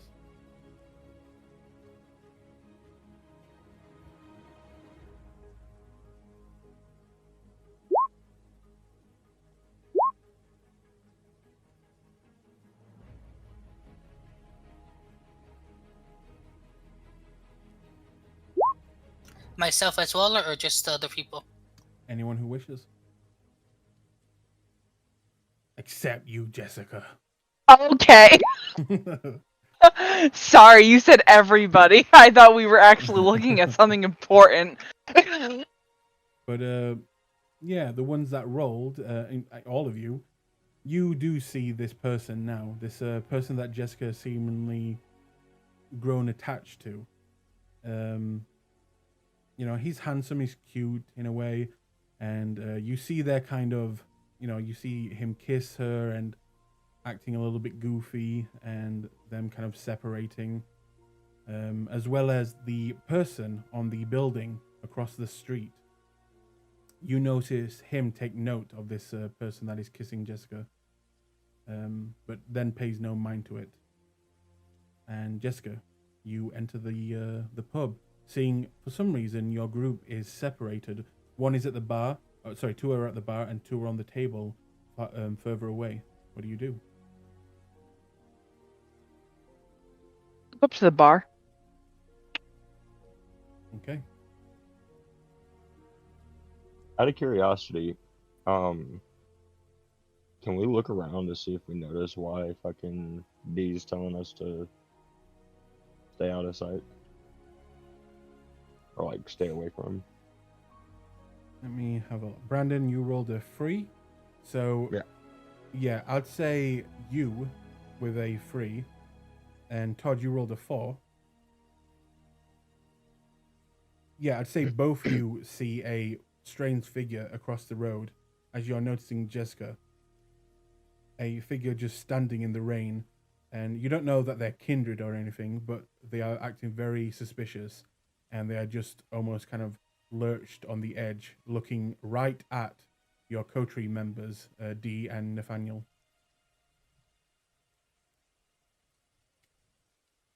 And at this point, Jessica approaches both of you two, Todd and Brandon.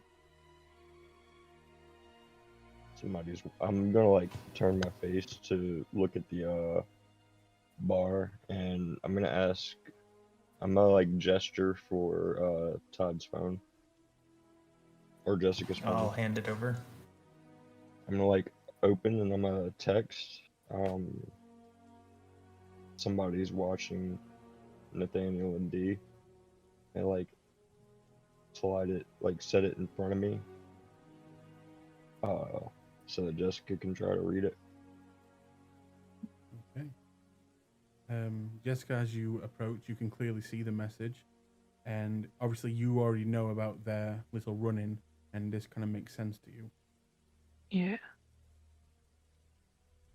I'm gonna close the phone out and hand it back over to Todd.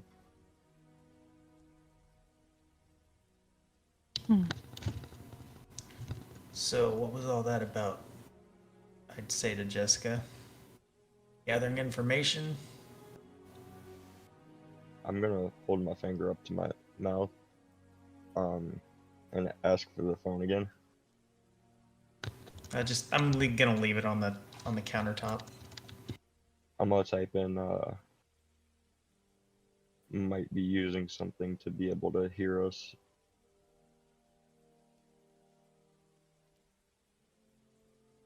Like might be using ability to hear us. Mm.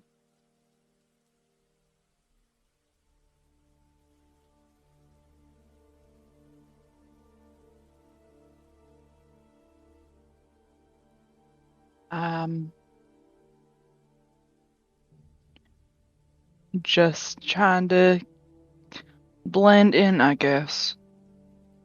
I mean, we are kind of sore thumbs being tourists. Fair enough. Do you spot the spy outside or whoever it is? Having them point out that there's somebody, and I kind of not turn my full face, but kind of like avert my gaze to see if anybody's out there. If they were to, type up where the person is, and you kind of just, move your head across the windows, you can clearly see that there is a dark figure in the rain on one of the buildings, just watching, and you actually see them beginning to move to the side and disappear from sight. I'm going to ask the barmaid if I can step out through the back door. She'll look at you a little confused and, sorry, love, can I ask why? I need to make a private phone call, and I would like to not be near the road where somebody might pass by.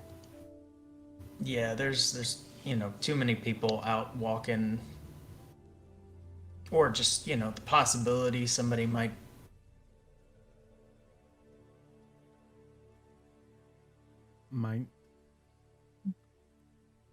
Might walk by. And listen to your phone call. It's Yeah. a very important business phone call. And very private. Make me a charisma persuasion. I'm gonna rouse. I am first. helping. Okay, +1.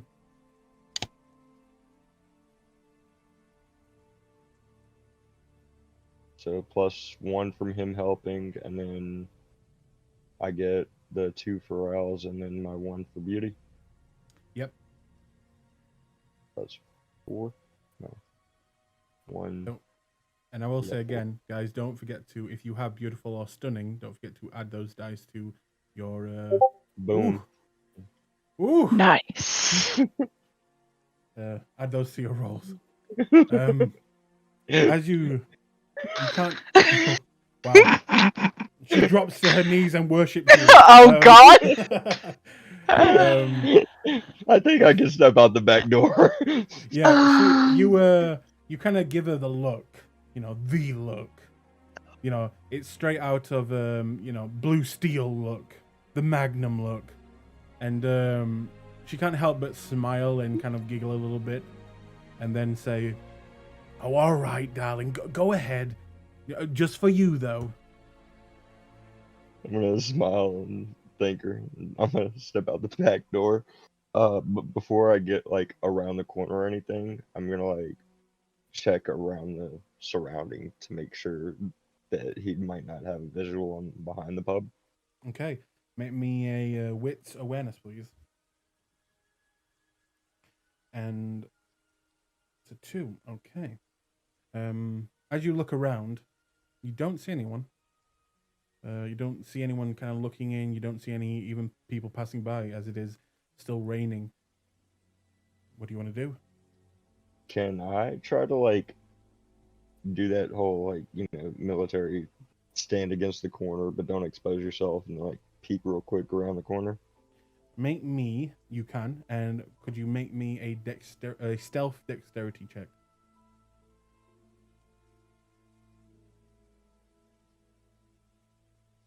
I have specialty for says specialty name skill break specialty is break-in, skill is stealth. Does the stealth just count for the break-in, or It does not. That only works if you are actually committing like a crime, like breaking into a car or a house or something. okay?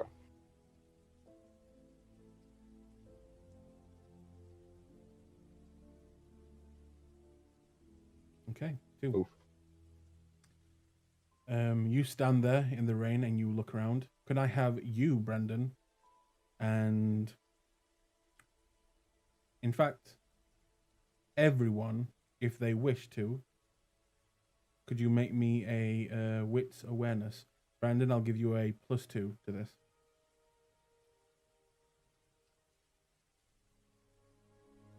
I'm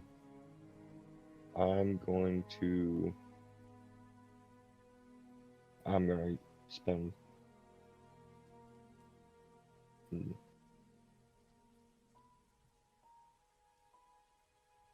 No, I can't spend my last willpower. Yeesh. Okay. That's Nathaniel, Todd, Jessica.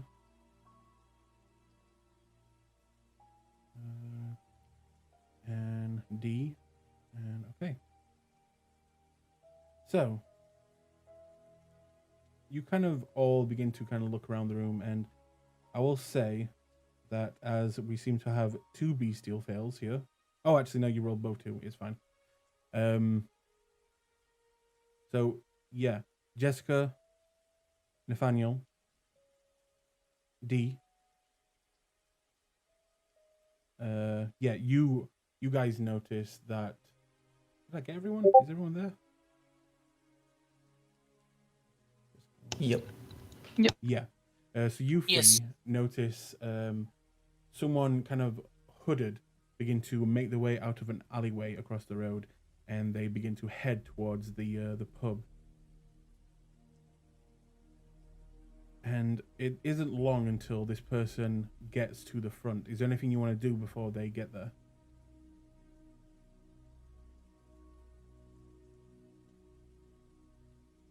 I just kind of look to um keeping my eye on the door and kind of keep my hand placed on my boot just in case. Your hand on your boot? Yep. If Okay. things go bad, I want to be able to just quickly draw my knife out. Okay. Is it like the legs crossed? The leg crossed, kind of like resting. Yeah. Hand here? Yeah. Okay. Nathaniel, D. I'm just waiting, you know. Okay. Same. Brandon. Actually, you don't see this. Well, I'd say that you see someone approach, but you can't tell if it's the person that was on the roof. As this person enters, and as he enters, he kind of pushes back the hood from the rain, and you, for the first time, Jessica, you see, and also Todd, you see this person.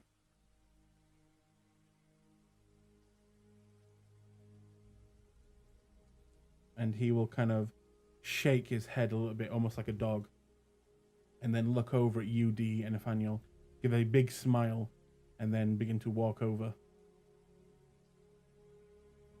He'll grab a chair from a nearby table and put it to yours, backwards, and kind of lean on the back of the chair as he sits down. Right then. So, here we are.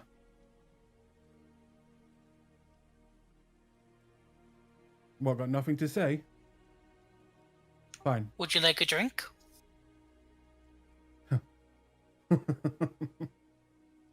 Good one. Right. I guess introductions are in order then, yeah? You can call me Tony.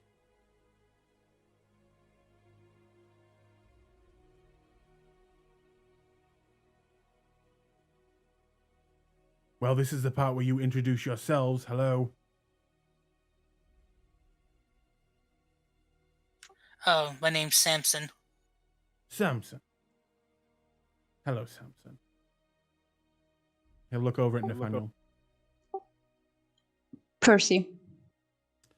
Nathaniel. No, sorry. Percy, and what did you say that your name was? Samson. Samson. Let me take a note. Oh, these are our quote-unquote investigator names. Mm-hmm.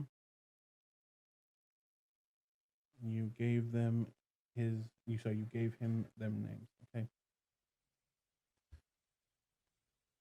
He'll look back at you. Well, it's a pleasure to meet you, boys. And he'll offer you a handshake, both of you. I'll shake his hand.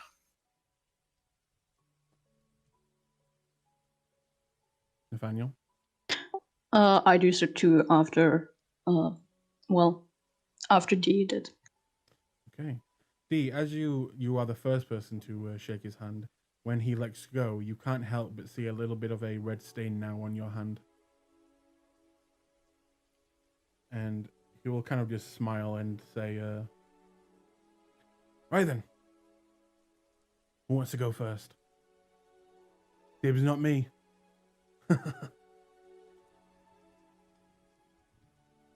I'll let you Nathaniel to see if he wants to speak. If not, I'll speak. No, he'll let Dee speak. All right, just I didn't want to take the scene. Sorry. Like I said, we just got here maybe a day or two ago, so we just started the investigation. Oh. So, what, you ain't got any information at all? The best we got was we went to the coroner, and we seen that you're very bitey. I just kind of grin. Oh my god.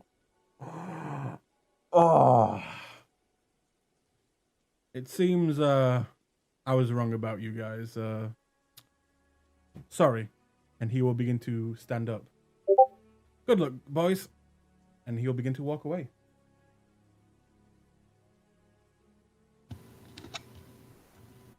Just sent you a text message in Discord. You do see him now talking with them two. Okay. And I saw him walk away. Yep. Apparently, Dee said something. He began to laugh, and then stood up and just began to laugh as he walked away from them. I'm going to. Where was the window at? Was it on the side of the bar, or was it a front window by the door? Front window. I'm going to go ahead and walk towards the door. Try and block Okay. him from getting past. The rest of you, any of you doing anything? Nathaniel would actually kind of like try to get him to stop, just like, yeah. What do you say? Or do you grab him, or? Wait a second. We're not done yet. Oh, kid, I think we are. I thought you were players, but apparently you're just kids. But hey, have a drink on me. And he'll actually take out a £5 note, and kind of just drop it on the ground with a kind of shit-eating grin as he begins to back up to the door. Nathaniel would like to say, we might have more information, though it depends on what you can offer us.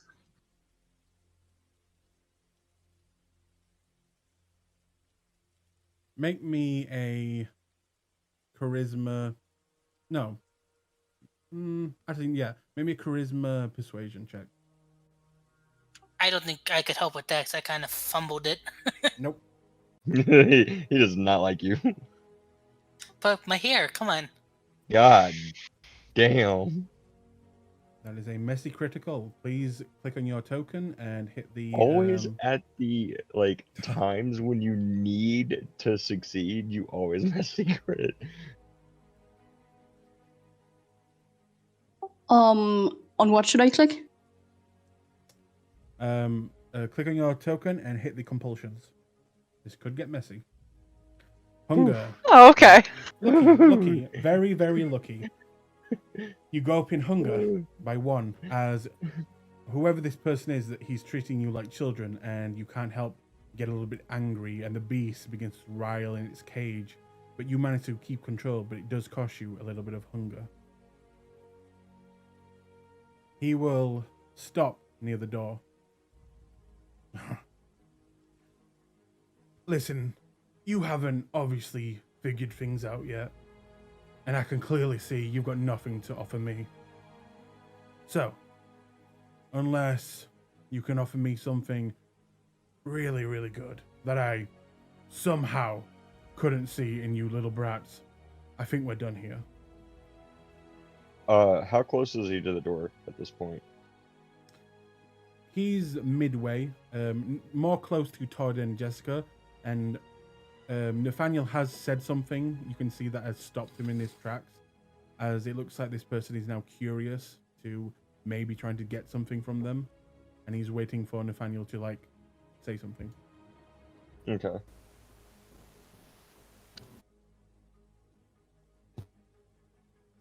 I'm going to look at Todd, or I'm going to look at Nathaniel, and kind of like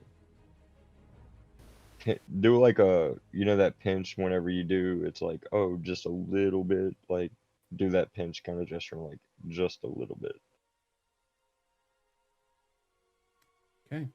Nathaniel, you see this behind this person, this strange kindred, as he kind of just gestures for you just a little bit.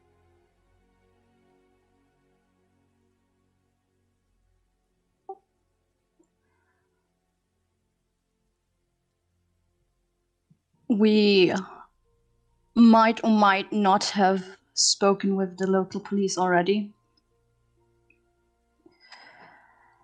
Though the question is, what would you want?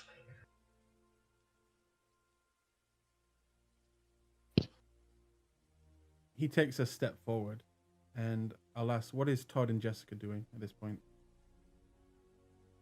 Jessica went to go stand by the door to stop him in his tracks if he tried to pull anything. Okay, in that case, We got two bouncers at the door now. The two that don't get along. We're getting along for the rights of justice. Wow.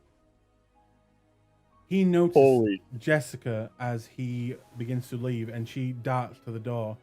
And as you say this, he kind of looks back at you, Nathaniel, kind of begins to talk with you, and then looks back at Jessica.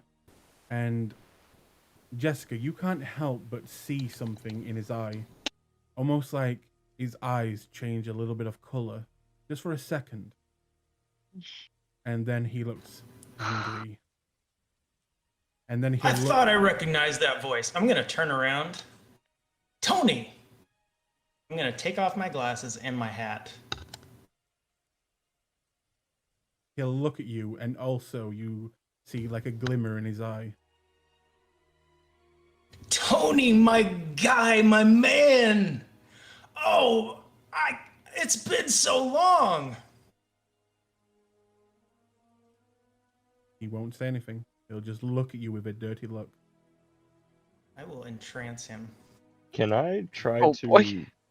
understand if Todd's saying that to try and like make a big enough scene so that he can't do anything in the bar? Well, that's Tony. Sorry, Todd. Why did you do that? Why did I entrance him? No. Why did you Wanted to make him a spectacle? Oh, why did I make a spectacle? Mm-hmm. Trying to keep him from walking out or doing something stupid. Okay. Like creating a scene. Then yeah, you can clearly see that he's obviously trying to stop this person from leaving and desperately trying to get him kind of more under control. And you roll a... and you are rolling a what again? This is entrancement. Mm-hmm. And what is that he has to roll against? He rolls composure plus wits to resist. Composure plus wits. Okay. And can I re-roll the 3, the 1, and the 3 with willpower? You can.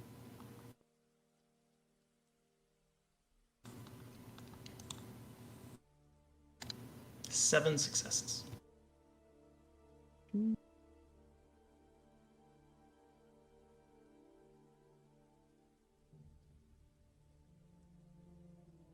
That is 5 successes. He stops for a moment, and you see that the beast inside is raging right now in this kindred. But after a moment, in fact, could you post the actual ability in the chat, please? Yep. And I want to see how it affects vampires.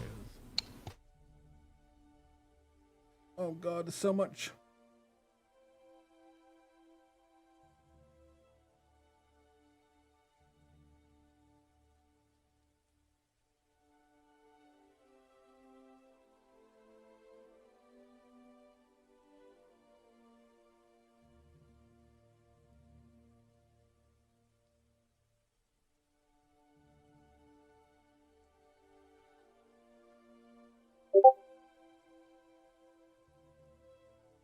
That was not supposed to go to you.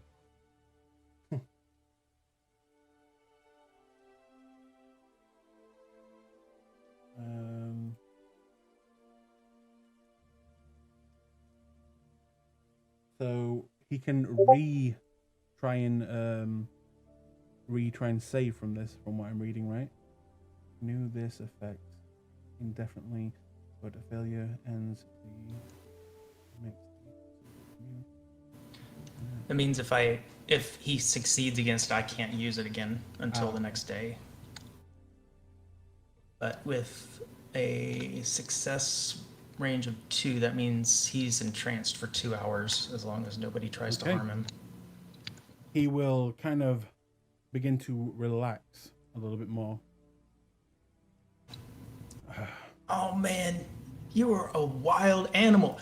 I remember seeing you. Oh, it's been so long. Hey, we should catch up. I'm gonna just leave some money on the countertop for what the bartender's making because I don't want to be rude. Hey, you want to come hang out with me? Who are you? I'm Todd. You don't recognize me. I knew that. I knew you were gonna recognize me, man. You were so out of it that night. Oh, it's been wild. I can't believe it's you. It's been a while since I've been here. I'd never imagined I would run into you here of all places. What are you doing here, man?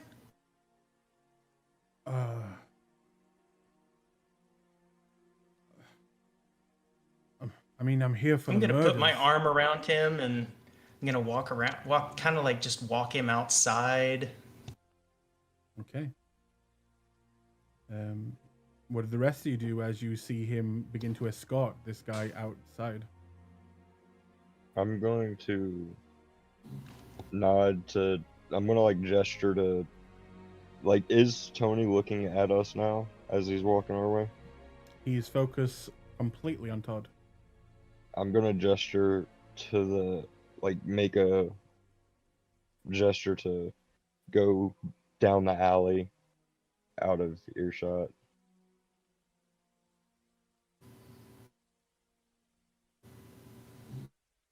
Okay. Then you Yeah, walk I will. out. I'll lead him outside, and yeah, we'll go somewhere. I want to try and locate somewhere where he's not going to be able to. Somewhere that's a little more like intimate and close. Maybe not an alley. That seems kind of creepy. You know, Or there's a hotel nearby. room? You know, there's a nearby park. I mean, it's raining. It's midnight. Probably mostly empty, if not completely.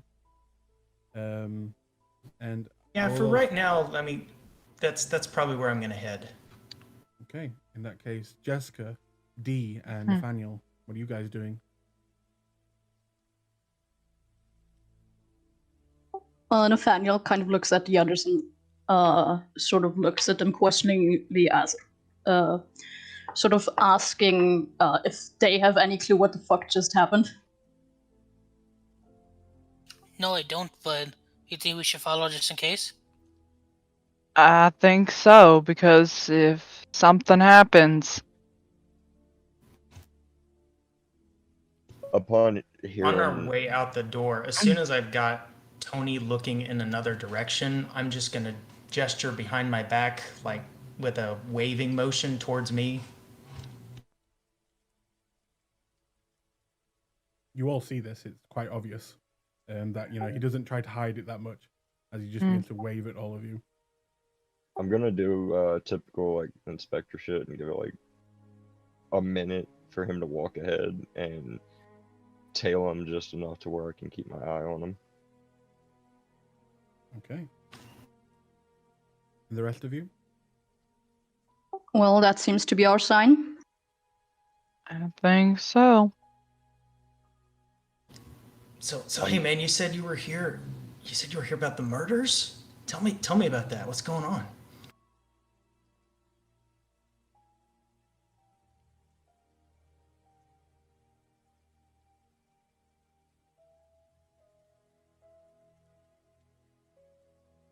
Okay. You make your way into the park, and as you say this, he kind of turns to you. I mean, don't you know? Aren't you here for the? I mean, yeah. Some kindred prick. He's killing people, and leaving behind messages. Some kindred prick. Oh, what's that mean, man? Well, he's some dickhead. Wait a second. thing. Messages? What Yeah, kind of like- messages? Like secrets, our secrets, clan names, symbols. I don't really know that much. I'm really struggling to. Where did I meet you? It was a long time ago. Like I said, you were really like out of it that night.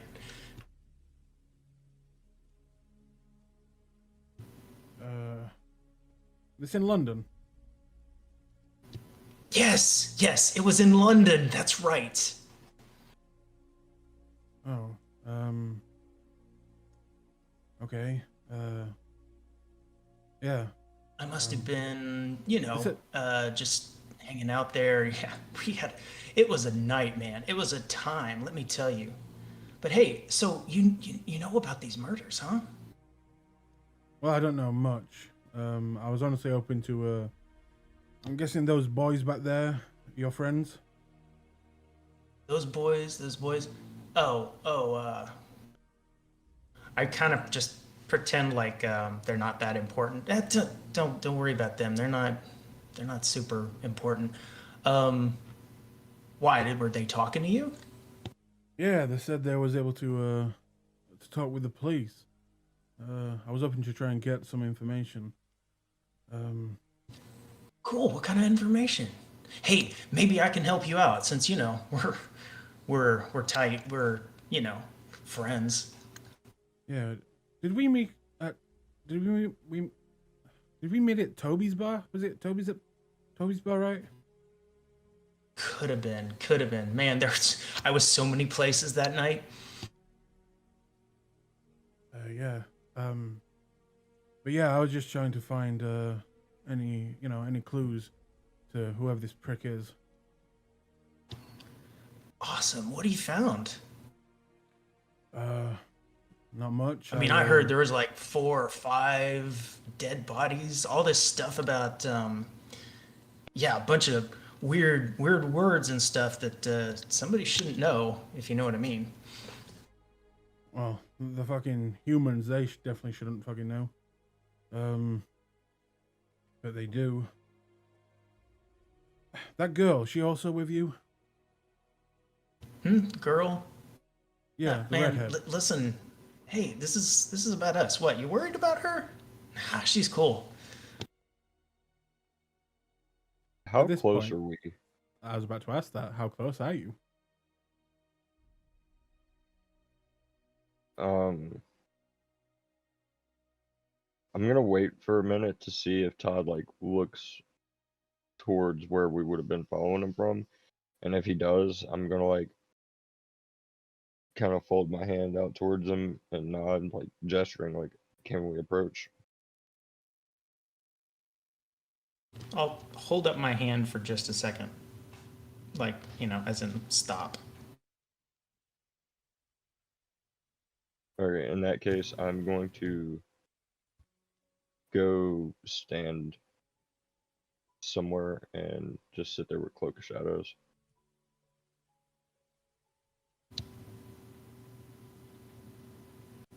Yeah, so that girl, you don't need to worry about her. She's not, nah, she's cool. She Right. can come over here and talk if you'd feel better about that.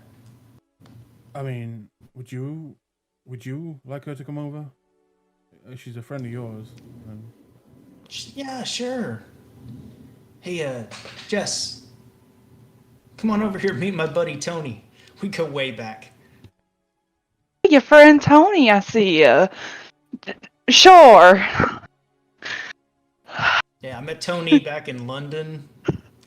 Oh, man. Wild night, I tell you. Wild night. Yeah, you're right, sweetheart. Oh, I'm just so peachy. And how are you? Yeah, I'm good. Just met a old Hey, friend. my good buddy Tony was telling me about how he's been kind of investigating the murders. Isn't that pretty cool? That is just the darndest thing. I am sure you have some information that you would love to share with us.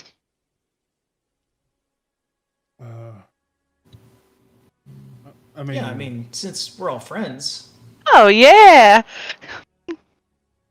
I guess we could work together. He'll look past, and I'll say, D, Nathaniel, and Brandon, make me stealth checks, stealth and dexterity. You get to add your obfuscate on this. Okay. Actually, no, you're invisible. So, yeah, as long as you're not moving, focus shadows, Yeah. I believe. Let me read it real quick. I'm pretty sure it's as long as I don't move, I don't break. Is it the first level power? Yeah. Yeah. So as long as you don't move. Yeah. So Nathaniel and D, can you make a stealth dexterity checks?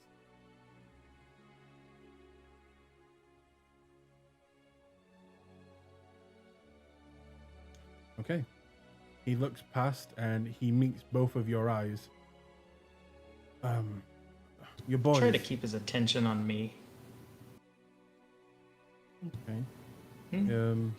He's still he got a 4. Yeah, he still actually does see them. He'll just say, "Are your boys okay?" They're probably just kind of concerned, you know. Right. All right. Well, Just what have you concerned about, you know, you and me. So yeah. Hey, did you know that they have like somebody's been like dominating or totally messing with the mind of this mortal woman, but she knows some stuff. She's figured out a lot of stuff, and apparently she's gonna keep figuring out a lot of stuff. Do you happen to know anything about that? I think her name's Amara. got? Nah. First time hearing about it, but yeah, I'll take care All of her. right, so there's a no. It's cool. We got it. I'm meeting her tomorrow. I've got everything handled, so you don't have to worry about it. Well, enjoy yourself. Once he's not looking in my direction, I want to try and creep up. Okay. In that case, now you make a dexterity stealth as the invisibility drops. I will browse for that.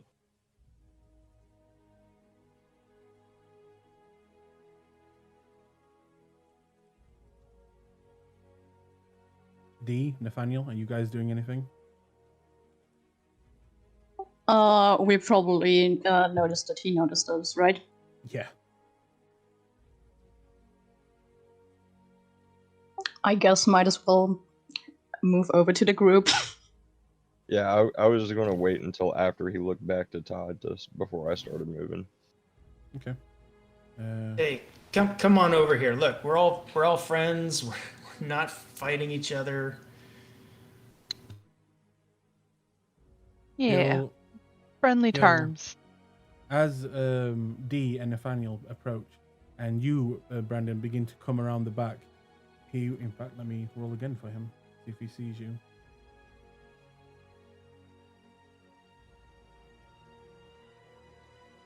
He probably will. He ain't got much to beat. Oh, no, he does not. He will keep his attention on the new two people that join him, Nathaniel and Dee. And he'll say, all right then, So, like, you know them? no who?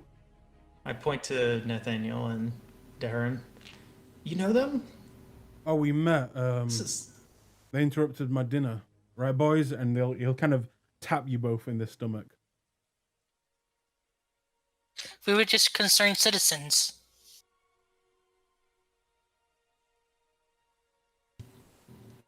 Hey, where's Brandon? I'm gonna cross my arms behind him, and I'm gonna say, I'm right here, listening. Oh, Dude, that's spooky. Who yeah, sent Nath- you? Excuse me? Who Oh, sent my you? friend Brandon, he wants to know who sent you. Could you Ah, tell me? No one sent me.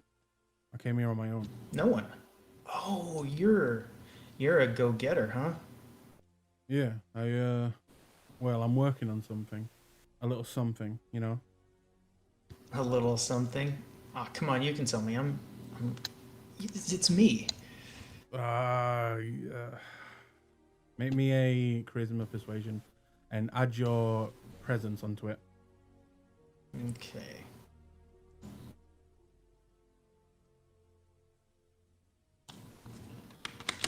Oof. Okay. He will look at you and think for a second while looking at the rest of the group as well.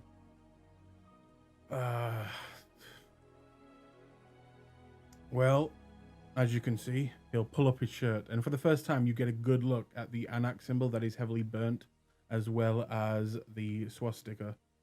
He'll kind of just say, me and the boys, we've kind of separated.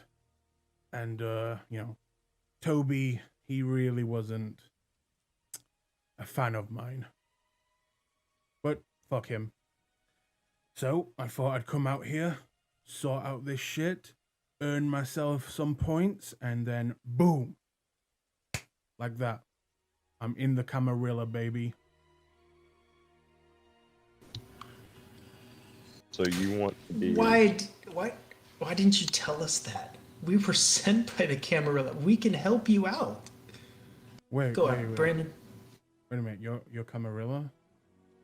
Yes, we were sent here by the Prince of Chicago, and He we're doing will- this. Begin to look more worried. And I need you to roll me another, the same roll that you made to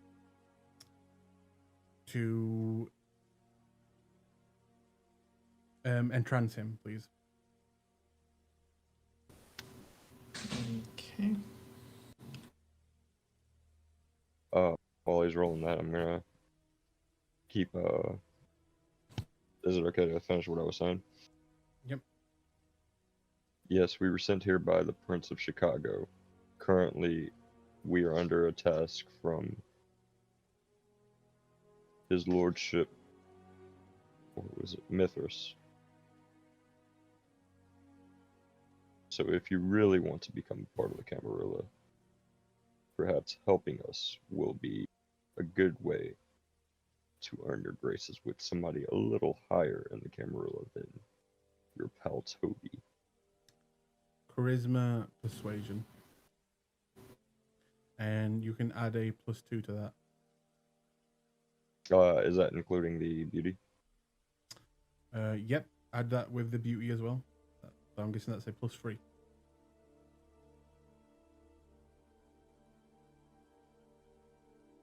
Okay. He will think for a second. and then go closer up to you, Todd. So if we were to work together, you could help me get in, right? Absolutely. 100%. All right, then. Well, I guess I'm a part of the coterie then, boys and girl. And he'll kind of touch you on the lower back, Jessica. Don't. Provisional. Let's say provisional member of the coterie. We have a little initiation rite. But yeah, you're what do they say? You are a provisional is a good word. Provisional member. Right. What's the initiation rite? Picking a fight with Jess. Oh, I wasn't trying to pick a fight, love. You're just a fiery one, aren't you? Hey, darling. You could say that. If you only knew. Got a little Hey, fire in my do you spirit. know anything about the chief inspector being missing? Because we were about to head over there.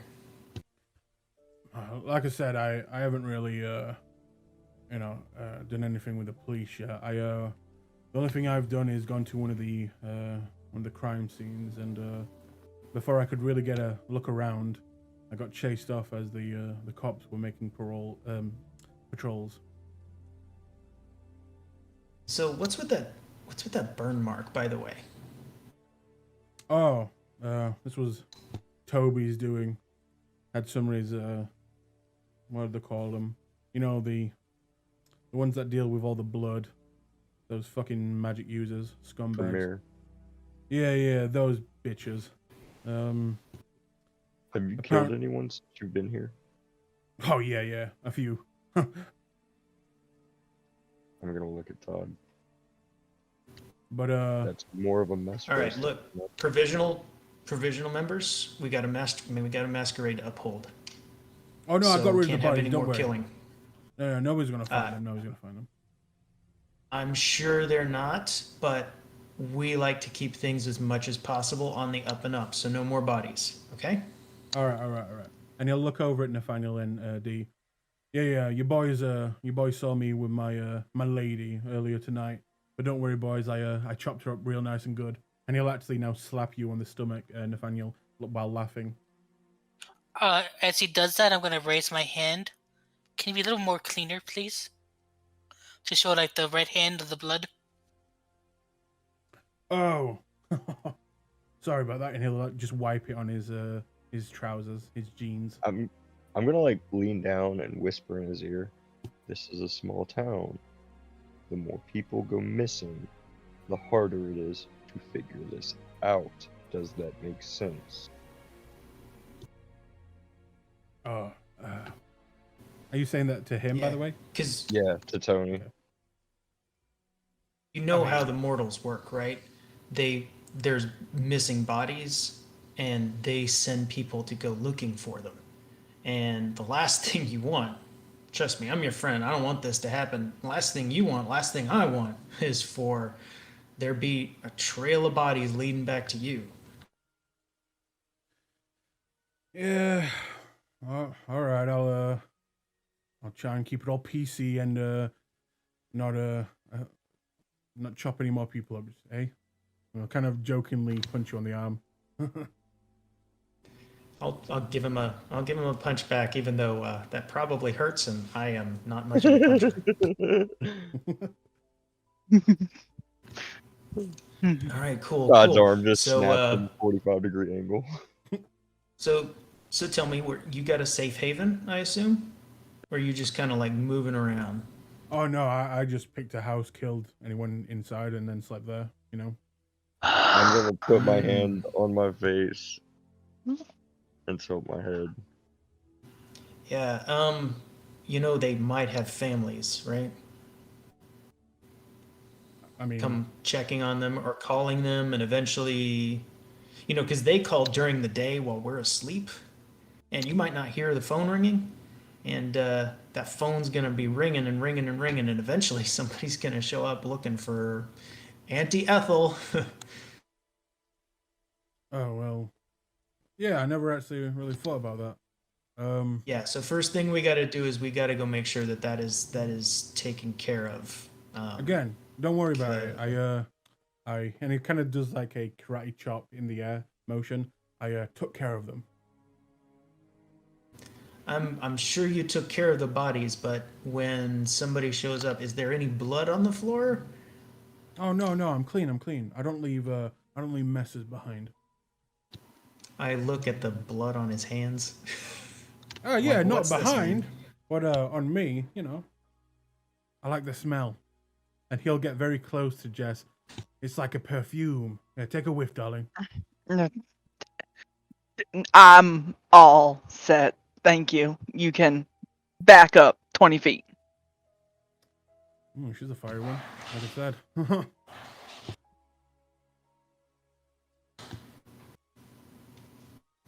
It's all right then. I'll come stay with you guys then. Yeah. Show us.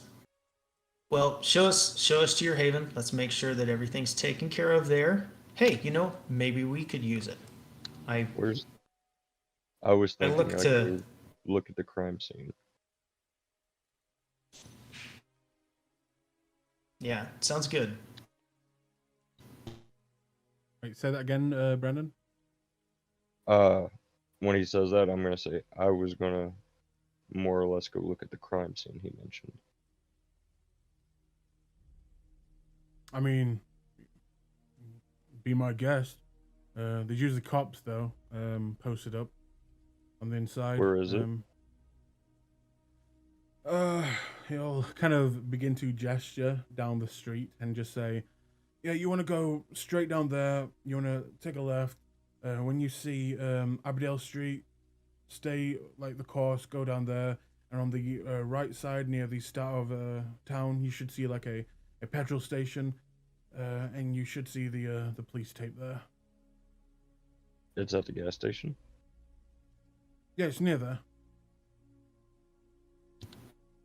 Hey Tony, hang out here for just one sec. I need to go. I need to talk with Brandon about something. Jessica, this would probably be good for you to talk with us about too. I'll be right back. Okay. Sure. I'll talk with your boys here, and he'll wrap his arms over Dee and Nathaniel. Poor Yes, Dee talk with the Nathaniel. boys. All right, girls. What do you want to talk about? As you begin to walk away. I want to stay within like visual range, but hopefully outside of easy hearing range. Earshot. Okay. Yeah.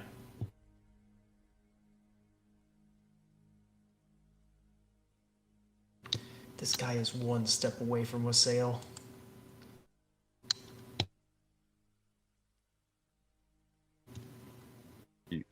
Away from a what? Right. Wassail, when we turn into whites. Right.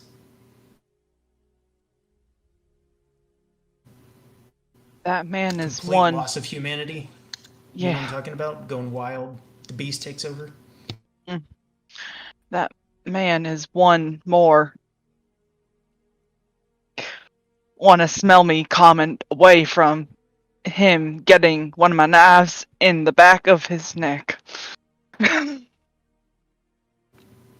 Well, We need a stake, and we're gonna do it when we get to the haven.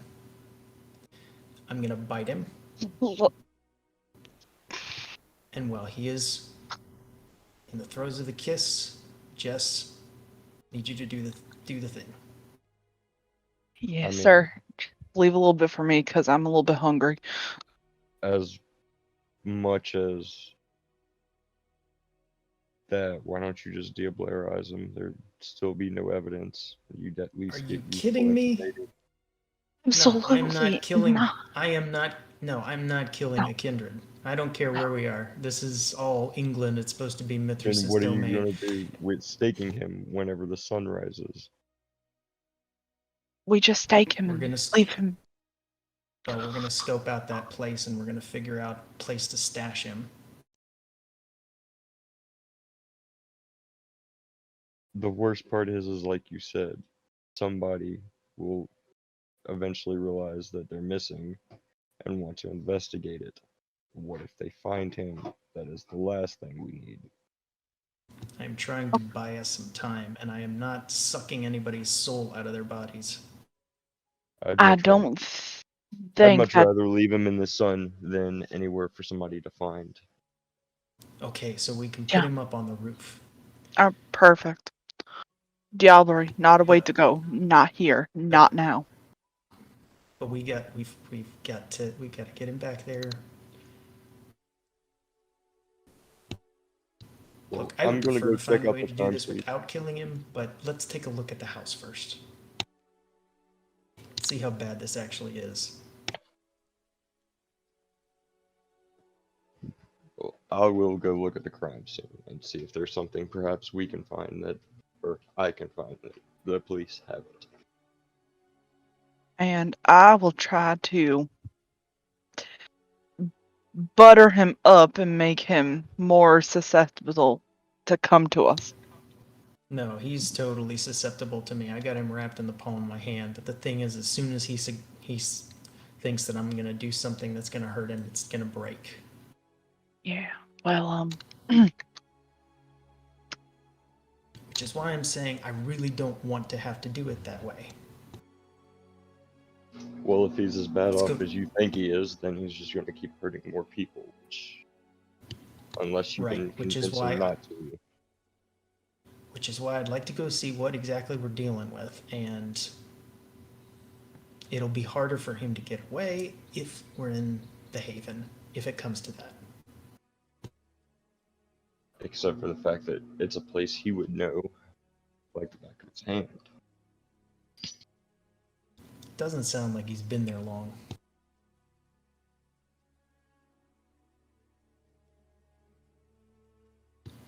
I'll get him to show me all of his special tricks once we get there. all right. We just gotta play this carefully. Well, I will return to the hotel at... What time is it now? Now it is getting late. It's around... Well, actually, it wouldn't be that late. It's around almost 2 o'clock. I'll go check out the crime scene until roughly 3:30, 4 o'clock, and then I'll be at the hotel.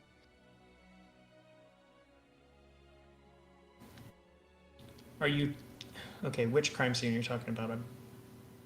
The one You by have the n- gas station that You have he... no idea which one it... Like, you saw all the bodies. You have no idea, like, which of those crime scenes it's connected to. Yeah, but if there's police patrolling it, I plan to ask information there. That's Mhm. why I was just going to say the one by the petrol station. Okay.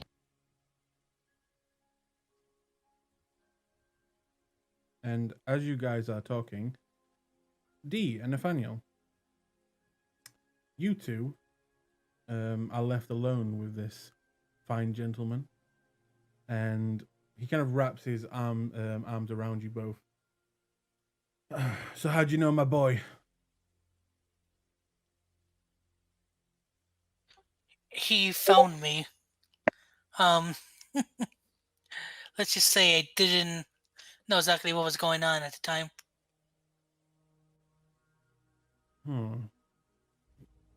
Is my boy your sire then? Foster sire?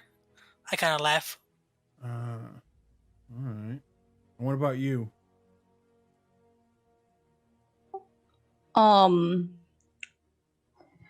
We met at Elysium.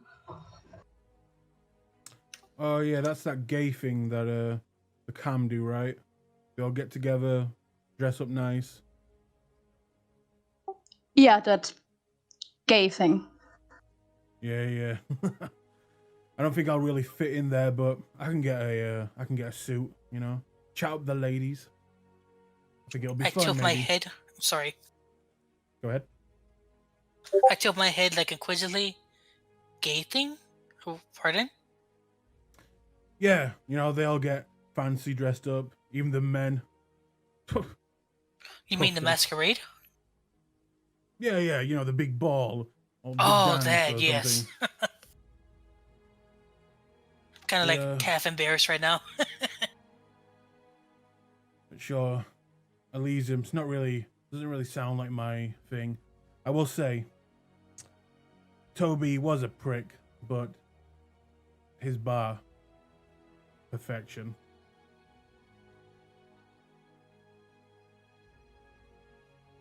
You say anything?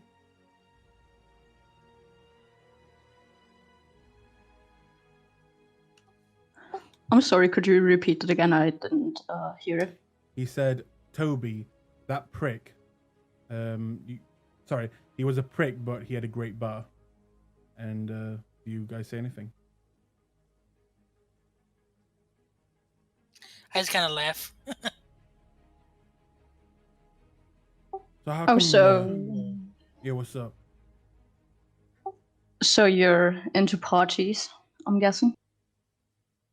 Well, definitely no Elysium parties, but yeah, I like to get down. Huh. And he will, at this point, look over his shoulder at the three talking. So how come all you are Americans then, huh? Why are you here?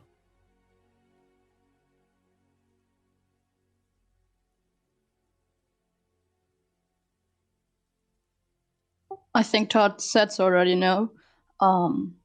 We were sent here by our prince. Your prince? Who's that?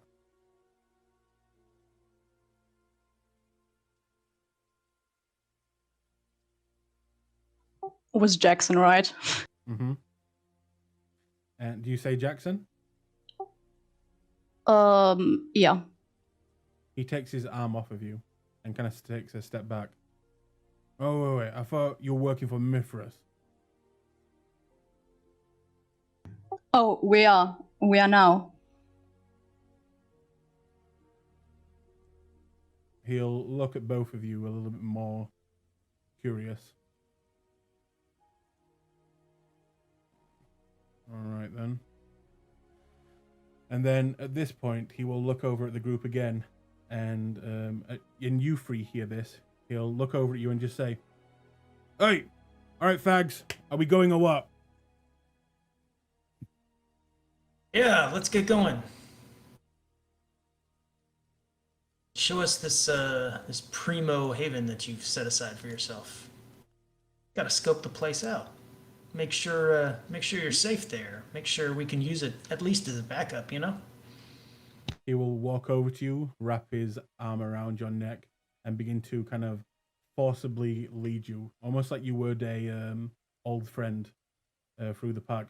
Right, this way then. The rest of you can follow along. Unless he turns back at Jessica. Unless you want to walk in front of us and give us all a view. Hey, sweetheart. I'm gonna look at Jessica and I'm going to the crime scene now.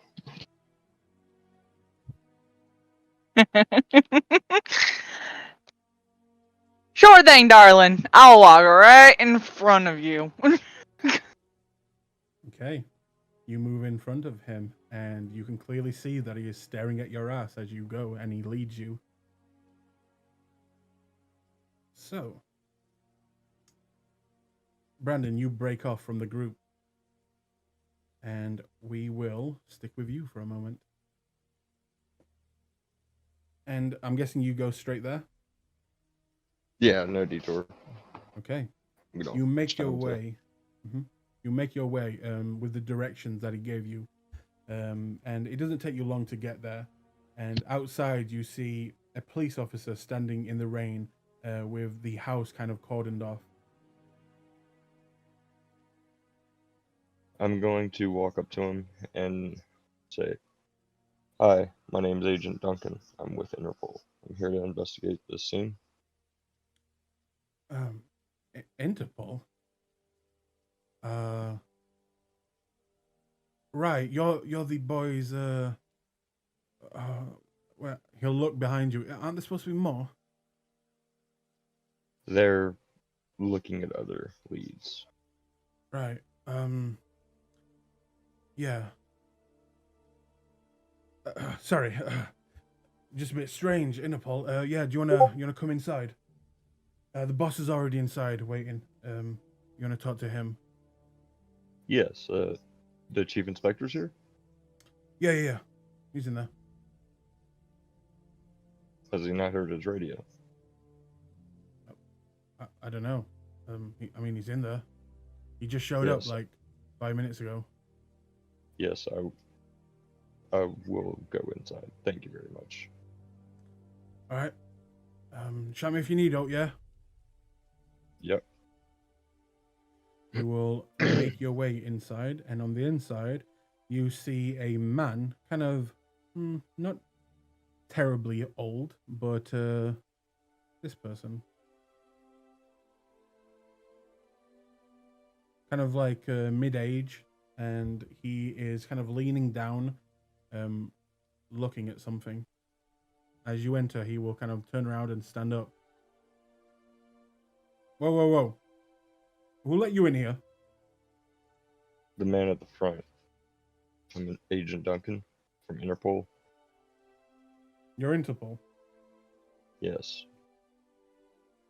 Is there something wrong with your radio, Inspector?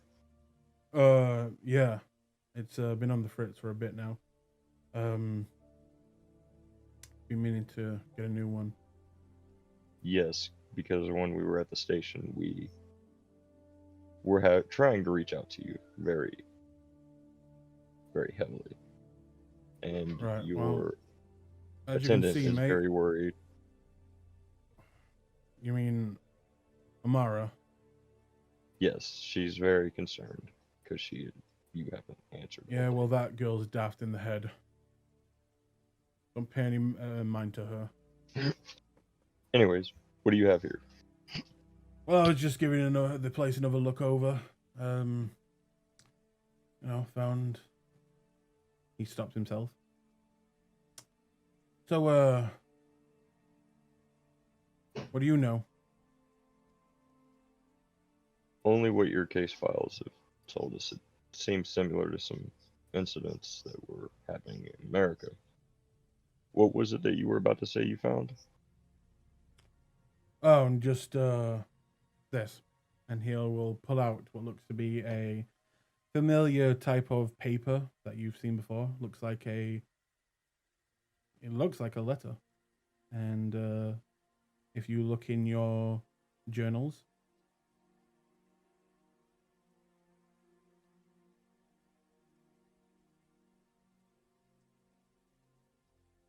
there you go. I was just looking at some of the different things the couple seem to have been doing during their last moments. I haven't really found much else. And which victim is this? Oh, this is the couple, the man and woman. See, do you mind if I have a look around? Be my guest. And I will begin to inspect this place thoroughly. Okay. In that case, please make me a wits investigation. Browse.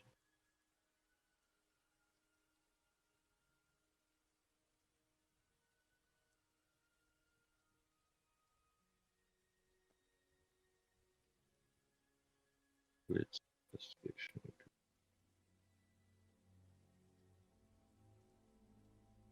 As you're looking around, the chief inspector will kind of just pull out his phone and go outside for a moment. As you kind of look over the place, and with a 5, you find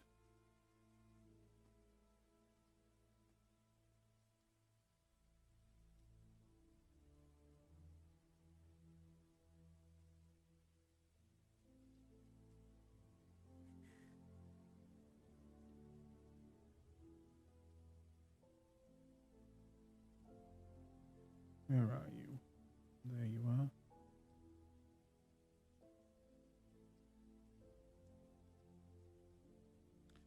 You find a few things.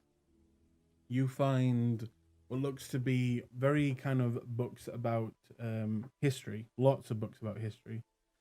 You find what look to be bloodstains on the nearby desk where it looks like someone was writing. You see some equipment that you're not very familiar with. It looks like after you look at it and kind of look it over, you can tell that it's some kind of blower that you're guessing could, maybe blow dust away or things like that. It's not very powerful, but yeah, it seems to just blow air out of it. You find in the kind of near the desk area, hidden what looks to be kind of fell down a crack in the floorboards. This.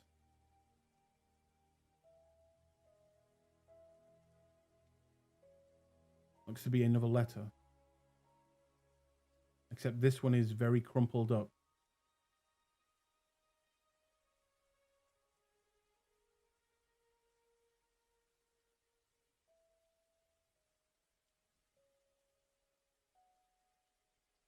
And as you're kind of finding this letter, he will walk back in and look at you and look at the letter.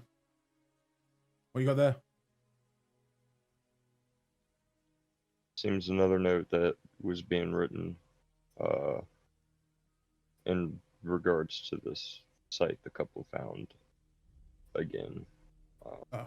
He'll walk over. Let's take a look. I'll show it to him.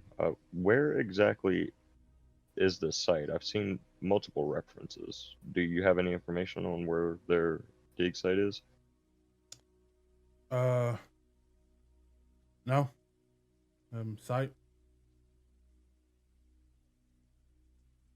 Kind of just looks at you. He said what? He just looks at you like he doesn't know. And just shakes his head and kind of like gives you the shoulders. Okay. You can make an insight check if you want. Okay. That's wits insight. Amy.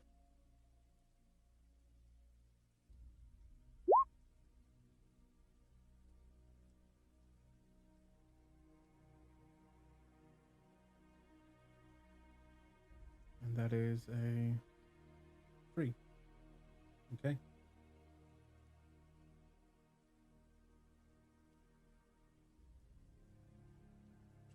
Wrong one. Hang on 1 second. Get off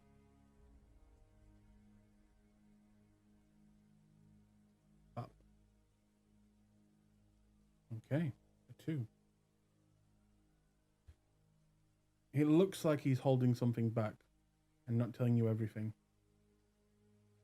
I'm going to start looking through like the desk drawers and everything casually. And as I'm doing it, I'm going to say, Inspector, I would think it unwise to lie to Interpol. You yourself should know that hiding evidence is not a good thing. He'll stop for a moment.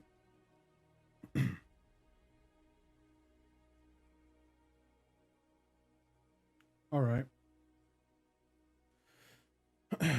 Come with me. I'm going to follow him. He goes outside and he walks over to a car and gets inside. Opens the door on the other side for you to get in. I'm going to go ahead and get in with him. Okay. He begins to drive in kind of like just silence, and then he says to you, "So you're from America, right?" Yes, I am. Bit odd. So this is some Well- international killer, yeah?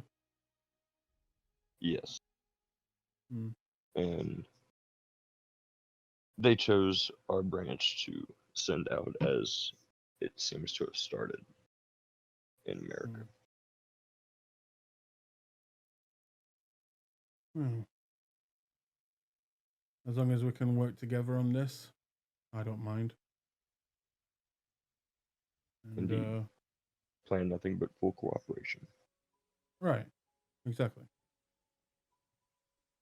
And he begins to turn a corner, and you watch as the car kind of swerves a little bit. Oh, for God's sake. And he'll kind of pull over and step out of the car. You give us a hand. I'm gonna get out and see what it is he needs help with, but I'm gonna act kind of on edge. Like, Okay. well, not act like it, but I'm gonna be on edge. Could you please, as you go over, he's looking at the tire. Could you please make me a wits awareness?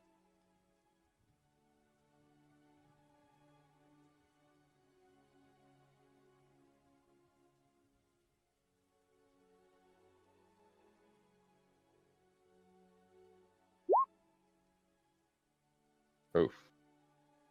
A 2. Okay.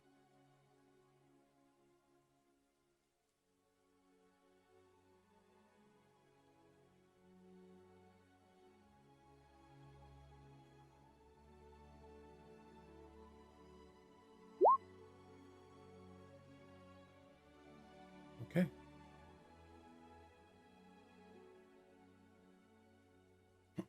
Could you please now make me... Actually, no. Don't even see it coming. No, you don't. Please hold.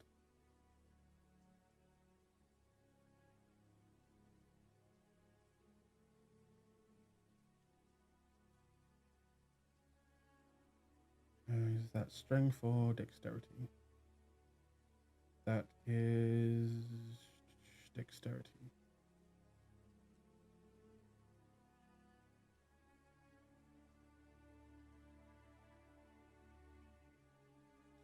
And they will get a +2.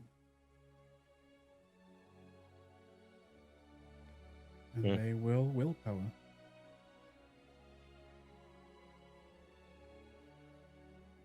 Okay. So that is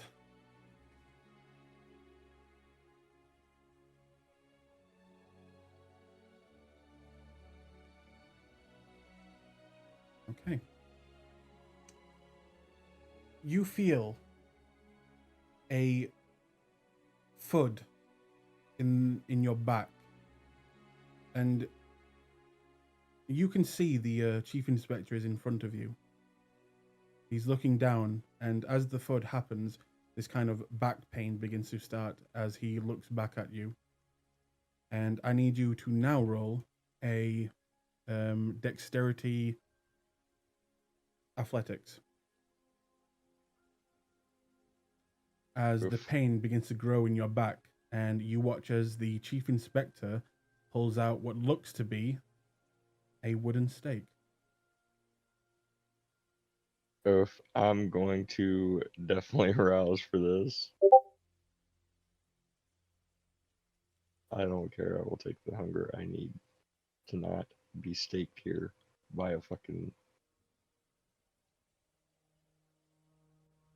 Dex athletic track. Mm-hmm.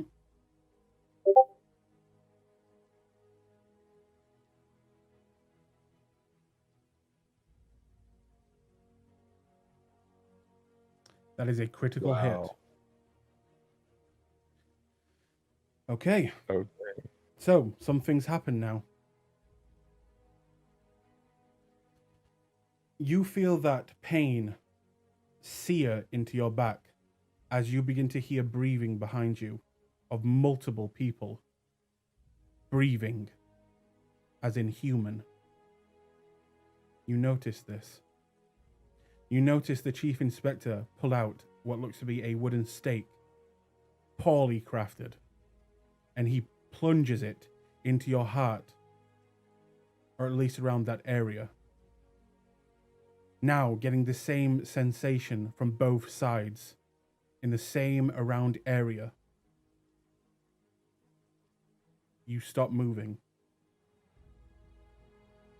Your eyes are still open as you begin to fall. You hit the ground hard, digging in whatever is stuck into your back, further in. You look around, but you cannot move. It's almost like you are frozen, completely immobilized.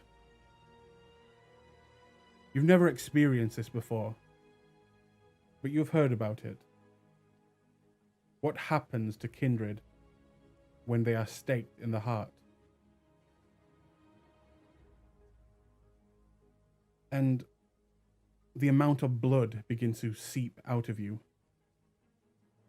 as these hooded individuals begin to pick you up, and you hear the constable kind of look at them and just say, "I didn't expect them to be here so soon." One of the people, a female voice, comes back. "But it worked. It actually worked. They're here." Another male voice now comes over. "Just get him in the van, damn it." A van pulls over the side of you, and they begin to wrestle you into the back, unable to move. The last thing you see before things get darker is the van door shut, with the chief inspector looking down at you and smiling. Oh, fuck this guy. So, back with the other group.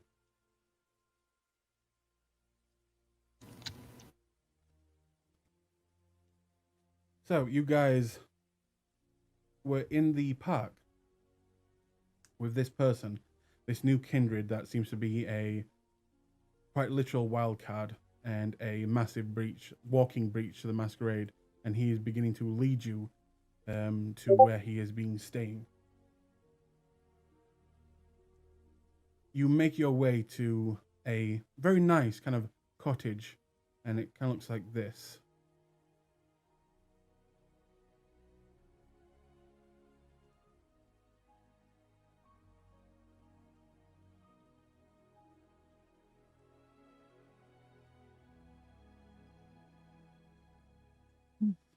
As you arrive, he kind of wipes his feet at the door and takes out some keys and opens it. I say, after whoa, you, boys. careful. You haven't warned us about any traps you might have set up. Why would I make traps? You're my friend. Oh, just in case, Nathaniel or Jessica picks something up, or me, No, mate, I don't do You traps. don't That's ward your haven? No. Ward, no. Do I look like one of those dickhead blood fuckers? No. But yeah. Okay. Cool. No traps. Sukasa. Makes me feel a lot safer. Yeah, Got get it. in here. All right, cool. I'll go in, start having a look around. Okay. As you all begin to pile in, he'll say, "Welcome to my humble abode. Over here we have the living room, very nice. Over here we have the kitchen, and has a TV in it. I like to watch the football, just like to relax." And he'll put a smile on his face. Upstairs, of course, the bedroom. He'll look over at Jessica and give her a kind of guns and give her a. And downstairs is usually where I sleep, in the basement. Be a little bit safer.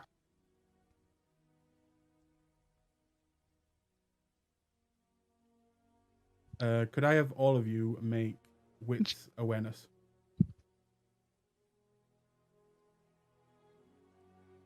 Suddenly just got a bad taste in her mouth.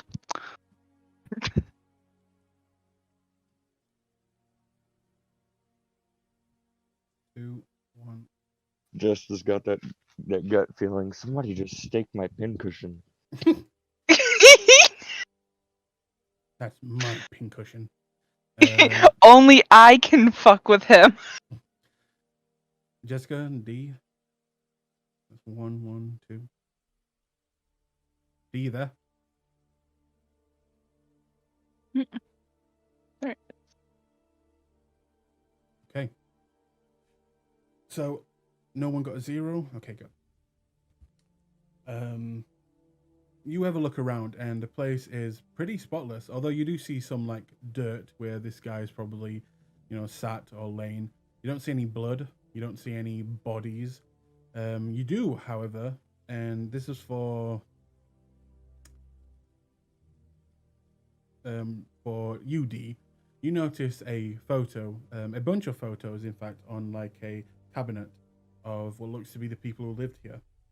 You see a kind of blonde woman, dressed quite conservatively with a cross around her neck, with a man, looks a little bit younger than her, and what looks to be a small boy, staying like in the middle of them, kind of all just smiling at the camera.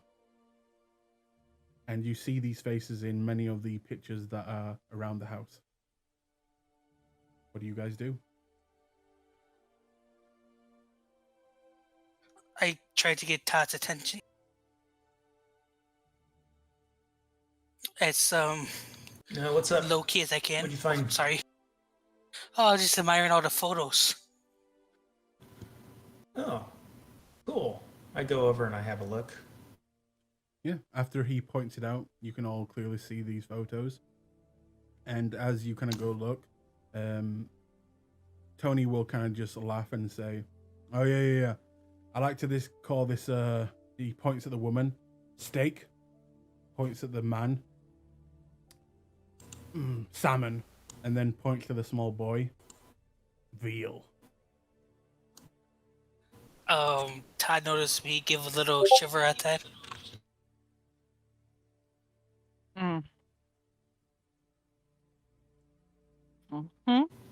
Tony. Yeah, mate. Killing kids. It draws attention, man. Hey, This listen. kid is probably. Does the kid go to school? Man, who cares?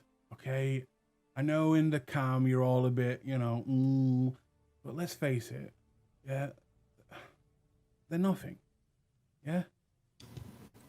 Well, They're food. I get it, but people. there are disappear all the also time. more of them than there are of us. Yeah, but they disappear all the time. It's fine. And he'll kind of put his hand on your stomach and kind of like pat it. It's fine, mate. Trust me, it's okay. All right, so show me where you sleep. The basement, you said, is it completely sunproof? Oh yeah, it's fine. Underground, no windows. It's good. Yeah, I'll show you. Come on. Yeah, let's go check it out. And he will make his way downstairs, and you see a kind of basic concrete cellar. On the floor, it looks like a grand mattress has been pulled down here and laid on the ground. I look to see if anybody else is coming down, and if not, I'm gonna kind of nod down into the basement. I'll follow.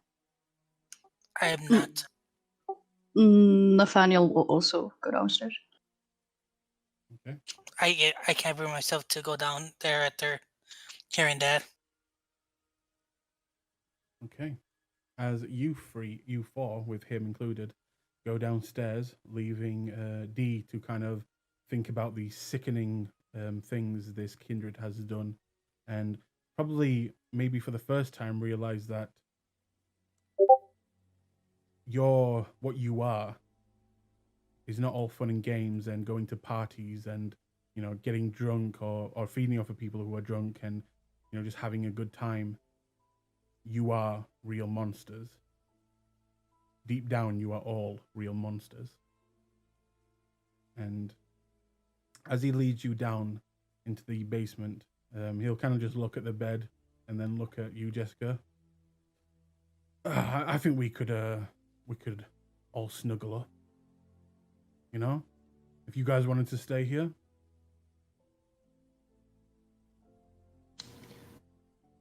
You got mortal or a ghoul that looks after you during the day? No, man, they just slow you down.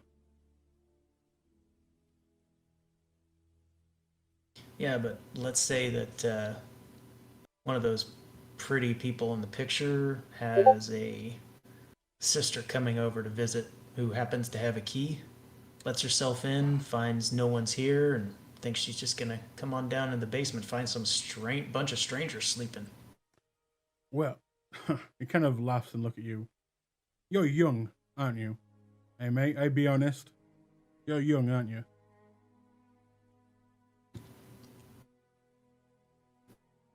Well, I mean, I'm pretty sure that you have a few years on me, but not Yeah. that many. No, probably not that many. But eventually, you get to an age where you learn that just because you're asleep doesn't mean you can't wake up. Yeah, but it's hard when you wake up. True that, but I'm pretty good at it. Right. So what do you want to guys do, huh? Should we talk about business?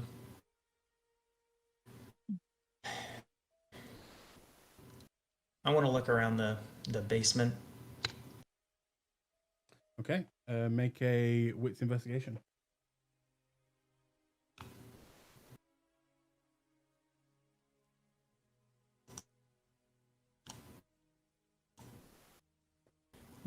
I'm primarily looking to see if he's got anything stashed down here that we might need to be concerned about.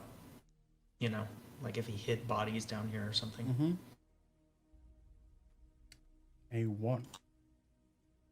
You don't see any bodies. You don't see any weapons. The only thing that does catch your attention is a similar note, what looks to be very similar to the one that you found in the police station. And you think back to what he said, that he went to the crime scene. It looks very similar type of paper, folded up.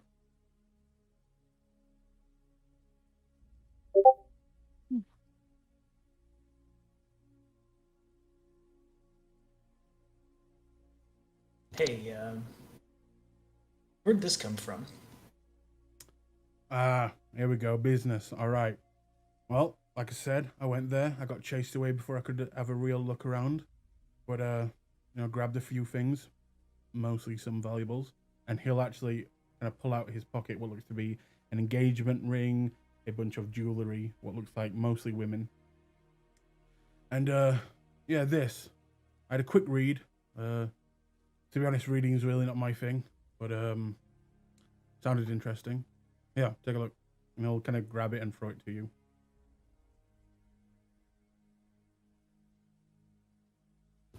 Reading. And I'll put it in there.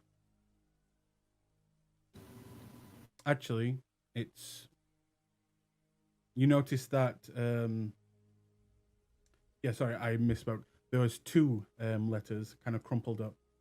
And as he throws them over, as you open it, you see that it's 2 pages. That was the first. And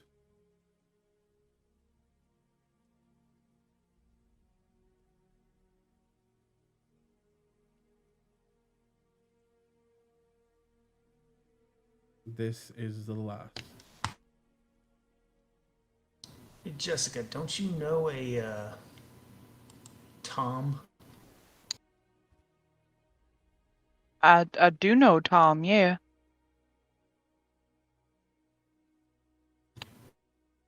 Like, show her the letters.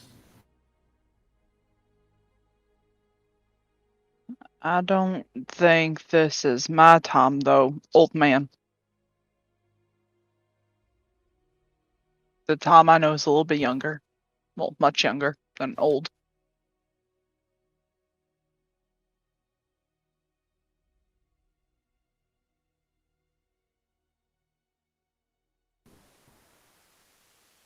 He'll actually go over and look behind your shoulder, and he will begin to try and almost read them out loud.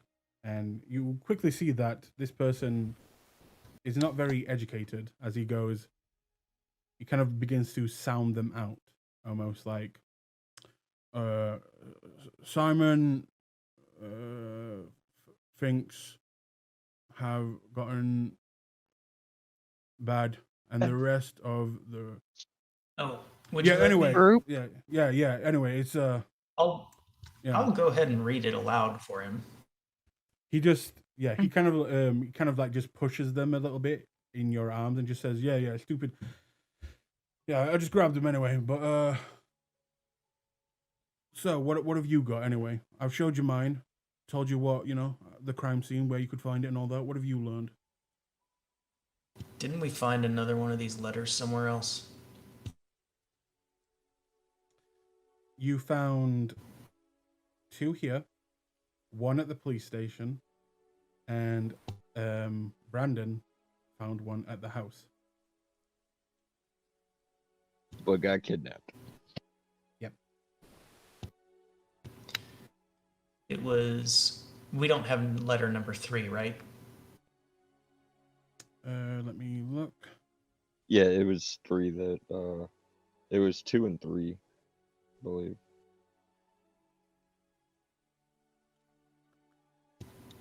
Oh no, sorry. Yes, you haven't got. No, wait. Letter Yeah, number so- 1 is the one we found at the police station. So yeah, letter Yep. number 1 was at the police station. Letter number 2 was with the constable. Letter number 3 was the one that you found, Brandon, and then letter number 4 and 5 is what he had. All right, so I'll tell him what is in letter number 1. I'll say, "Do you know who this Simon is? Somebody in the States, maybe? I think this Beth person's dead." I have no idea, mate. To be honest, I was just gonna, take one of the coppers and torture him until they told me shit. That was my plan. Torture's not really a good way of getting information. Usually people just tell you what you want to hear, or what they think you want to hear anyway. Oh, I can see you haven't fought in a war, mate. And he will, as saying that, he will kind of scratch near the swastika symbol. Trust me, people talk. Oh, they talk. You just are not always going to get reliable information. Yeah. By the way, at this point in time, you've maybe got another 45 minutes until this, this thing breaks.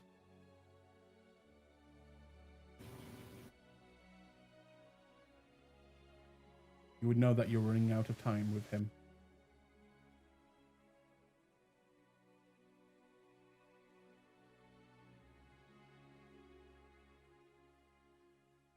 So, what are you guys doing?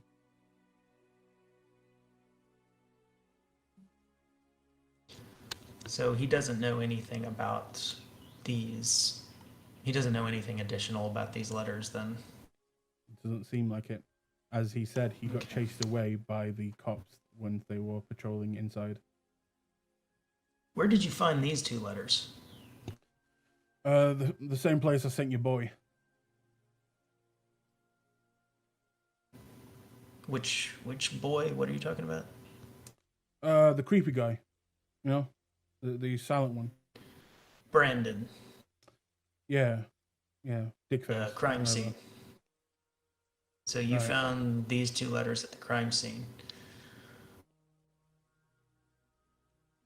I mean, it Okay, had so- blood on it, so I thought, could be important. I gather everybody around. D's still upstairs. Yeah, I'm gonna get him. Mhm. D, Okay. we need you to talk with us. I can't be in the same room with him. And I I go just give him a upstairs for look. second. Oh, I thought you came upstairs. I'm sorry. I just say I'm here. Okay. Look, I need you to bear through this. It's distasteful. We gotta figure out as much as we can with this guy before, I don't know. I have another plan that may work. You just see me like shake for a little bit, and I punch the picture with the family in it, and just look at you. I hope your good plan's gonna work. I very begrudgingly go down with you. You never seen me this angry before or anything close to it, so this is something very new.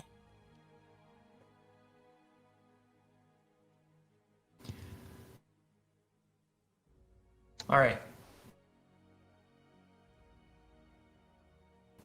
Listen, D, I need you right now. I need your help. The more minds we have, the more people we have, the more likely this is going to work. Understood.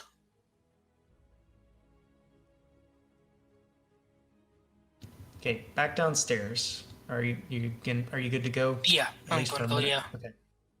As you go downstairs, you see him getting closer to Jess and trying up some pickup lines that are obviously failing.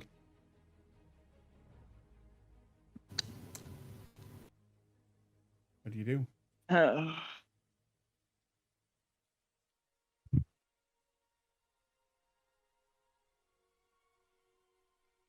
In fact, as you I'm come just. down, yeah, go ahead. I'm just gonna every time he tries to use a pickup line on her,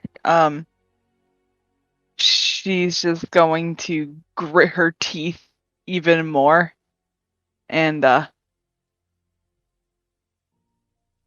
she's going to try to keep distance, at least a little bit. Okay, so I'm going to ask you a very important question here, Jessica. Uh-huh. At this point, with what you are, do you Yes. think you should make a frenzy check?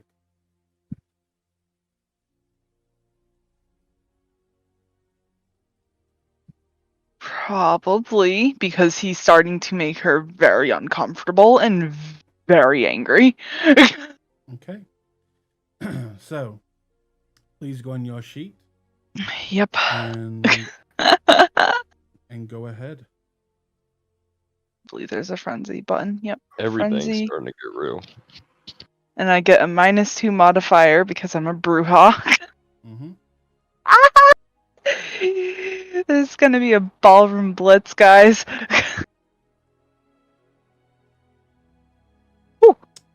Okay. You manage, probably for the first time, you manage to keep your cool. You manage to control the beast and not let it have its way, not let it tear into this dickhead's face and take that smile off it. And you're kind of, yes, angry right now, and you feel hatred towards this person, but you also can't help but feel a little bit of pride that you controlled yourself. And at that point, D and Todd, you walk down the stairs, and he will look towards you guys. So what's the next move then, boss? Hey? All right, let's lay out all the information we have first. Make sure we get everything that we know and you know put together. Okay. Beth is dead. Everybody agree with that? Does that seem to make sense? We've got the murder report.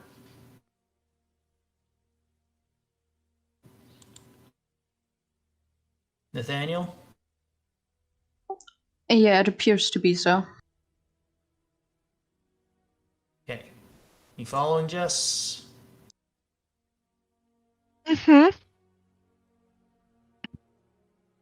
Tony?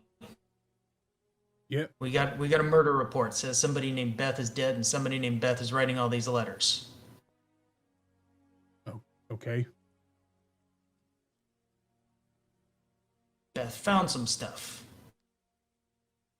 Told Simon about it. These letters are all over the place. Cops have them.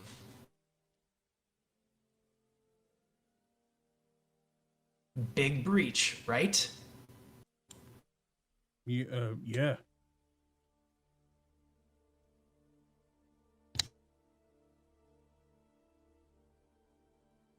So we kill the cops?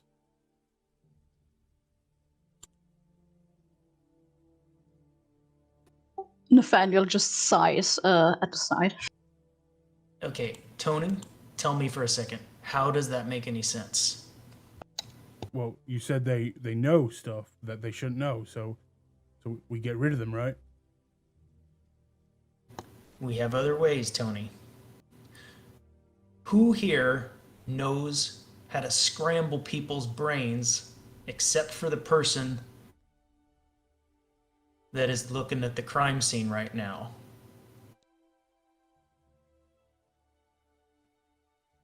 Exactly. Nobody's raising their hand. There's a girl at the police station and her mind has been scrambled many, many times. So many times that when Brandon tried to use his whatever brain power he has, that Ventru brain power, she started bleeding from the nose. There is another kindred around here. Either that or that girl's prone to nosebleeds. I don't think it's the latter.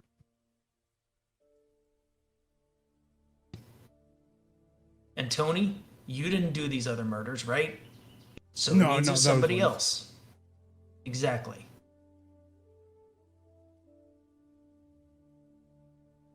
Okay. So we find this whoever else, and we kill them, and then we get our reward from the Camarilla. Yes, and the Camarilla has much better people to clear all of this up. We cannot do it by ourselves. No, we to erase memories. I'll go in that far back. Either that or we got to come up with some really, really good excuse. So you want us to kidnap the this police girl you're talking about?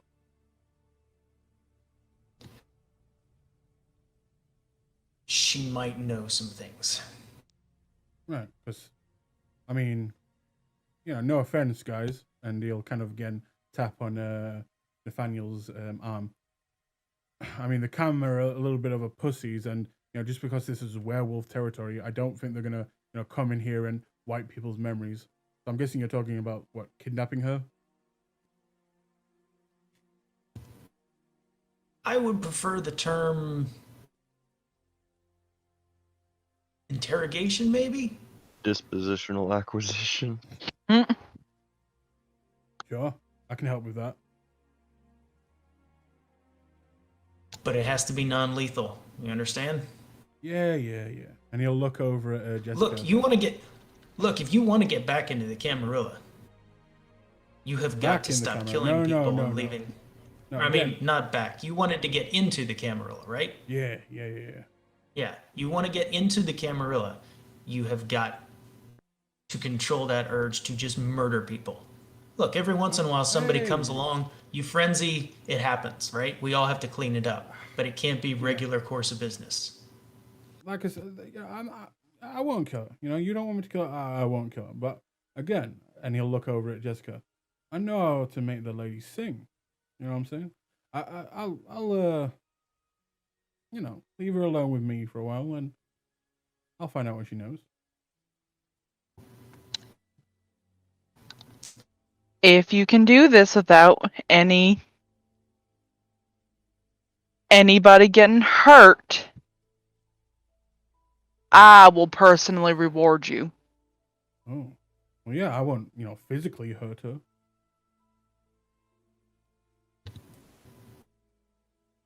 I think we should all talk to her, and I think we should all talk to her together. We are better if we combine our talents. You ever hear good cop, bad cop? Yeah. Well, You can help us be the bad cop, maybe. Sounds like that's kind of your thing. hell yeah. But the bad cop, you see, the bad cop threatens. Bad cop's willing to back up the threat, but it's the threat that gets the good cop to get the information. All right then. Then what? We're gonna do this now.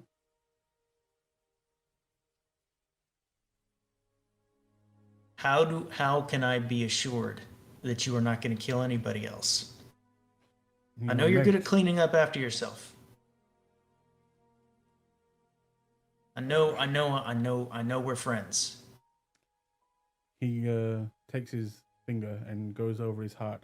I cross my heart and hope to, well, you know. I was thinking about something a little bit more assuring. Like,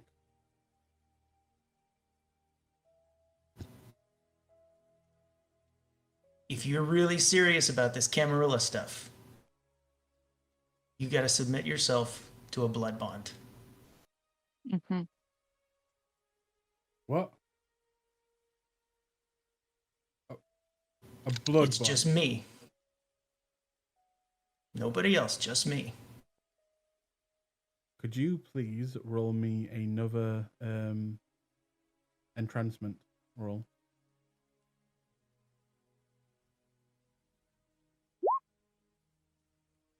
That's a 4. Give me 1 second.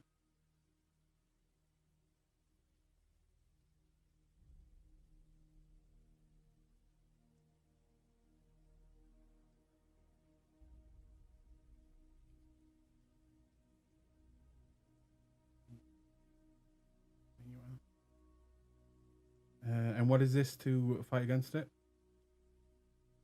Composure and let's see. It's composure Wits. and wits. Yep.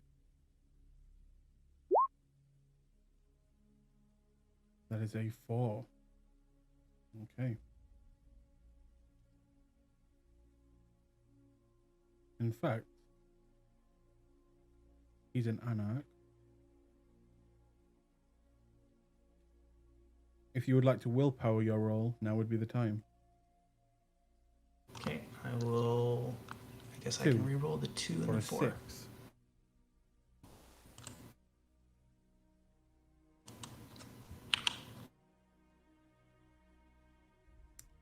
Okay.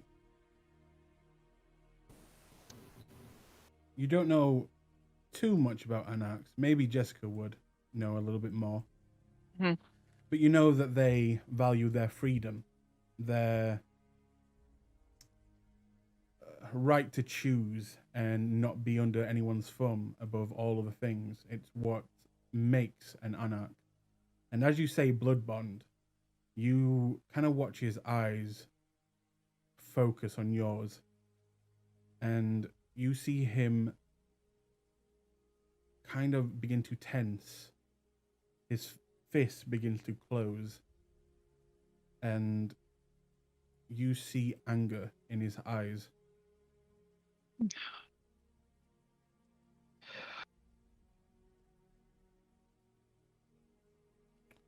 Nathaniel, I'm not gonna force it on you. are you there?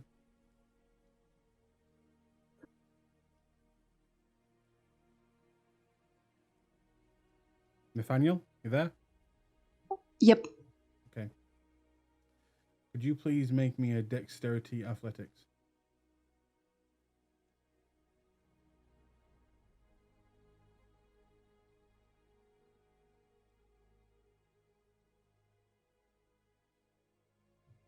I'm going to re-roll the 2 and 1. Okay.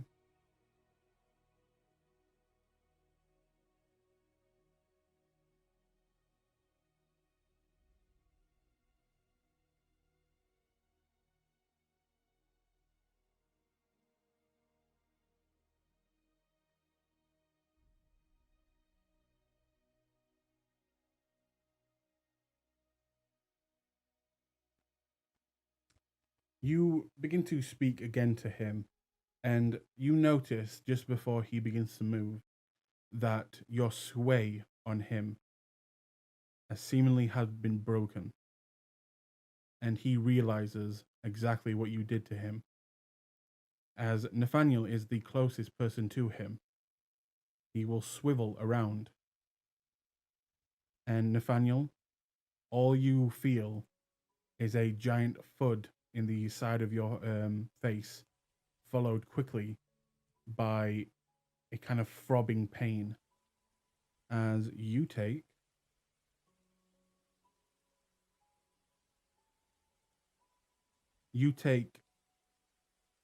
3 roll half down to 1 superficial damage as he quickly, almost at an incredible speed, swivels around, punches him in the head, knocks him across the room, slamming him into the wall, and then looks back at you, Toby, and just says, "You're fucking dead." Can I use rapid reflexes to close the door to the basement? Is that a level 2 or a level 1 power? Level 1. Okay, yep, you don't need to rouse. As you begin to run up the stairs to close the door, what are the other two doing? Dee Jess! and Jessica. Yeah. So- Nope. You can go.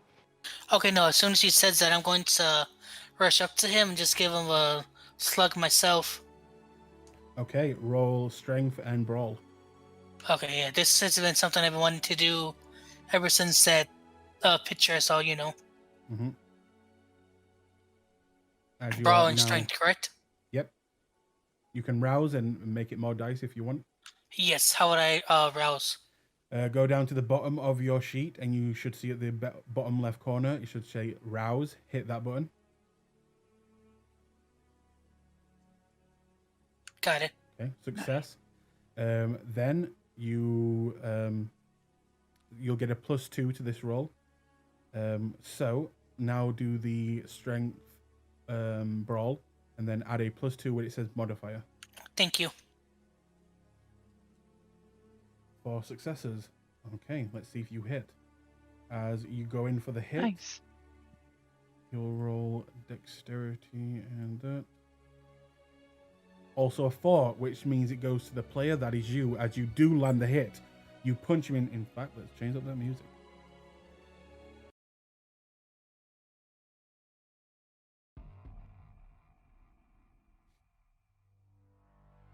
As you punch him in the side of the head, you do make contact, and you watch him kind of move to the side, barely kind of moving him. You do, however, do 1 superficial damage to him, and he just looks back at you and just says, "Oh, little puppy, let me give you a hug." And he will go at you. Jessica, are you doing anything? Yeah, while he's going after D, I'm gonna kind of do what I do best. I'm gonna sneak up behind him with my daggers in hand. I'm gonna rouse my blood to get extra dice, and I'm gonna strike at him. Okay, then make me a melee dexterity. Okay. Can I rouse? You want me to rouse? Yeah, if you're rousing, you get roused. Perfect. All right, and I have specialty in knives, so +1. +1, +3. Cool. Dexterity, melee, +3. That is a 4. Would you like to willpower as well? Yeah. Let's go. I wanna. Perfect. I can reroll 3. Ooh. That's 8. Okay, so he got a 2, so that would be 6 rolled down to 3, so that'd be 3 damage with a knife is a +1, so 4 damage onto him. As you go to the back, where do you hit him, by the way? I'm going for my specialty. Right up. I want to slice him right up from the lower thigh up to the up his ass, and Okay. land mid back. Okay, as you slice up the back of the leg, cutting all the way through the meat of the back, and then once you get to the midsection, You grab the other, with your other hand, place it onto the hilt of the dagger, and kind of push into the organs as he kind of tenses as you do, doing what you can tell a fair bit of damage. Almost maybe even hitting the heart a little bit. And at that moment, he will turn around and... I'm gonna bare my fangs at him too. Okay. I mean, business. I've been wanting to do this to him all night. In that case, you watch as he kind of begins to... His muscles begin to grow a little bit extra, like almost they're getting bigger. And you've seen this before. You've seen Bruja do this, especially Hector, as when he gets angry, he can have this ability that can make you a little bit stronger. And you see his muscles bulge out, and he goes up for a uppercut on you, saying, "You fucking bitch." All right. Please roll me a dexterity athletics. Okay.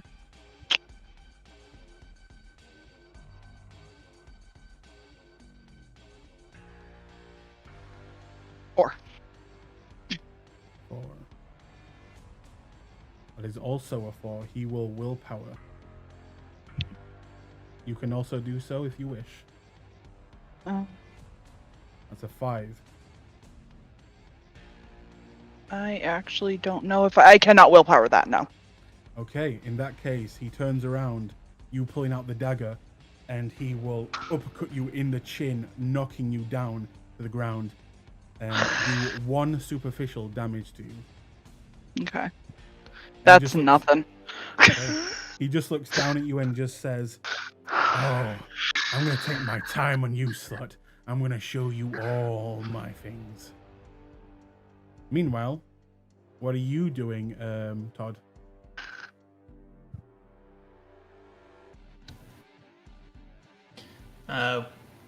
With the door closed, all I'm going to do is just try and distract him to try and help Jessica. I'm no good in a fight. How would you try and distract him?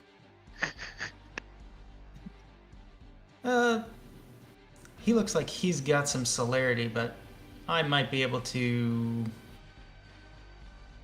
toss something at him or dash past him. I don't know. Is there anything in the basement that I could reach? I don't want to move too far away from the door. When you say reach, you mean a weapon? Just any object I could throw at him. I mean, there are a couple of bottles of wine down here. Yeah, could I use rapid reflexes to quickly grab one of the bottles of wine and toss it at him? Okay, are you trying to hit him or just near him? Not really. I'm just trying to knock him off balance so that Jessica can get a better blow. Okay. In that case, make me a manipulation melee. Weird roll. Okay. I will rouse.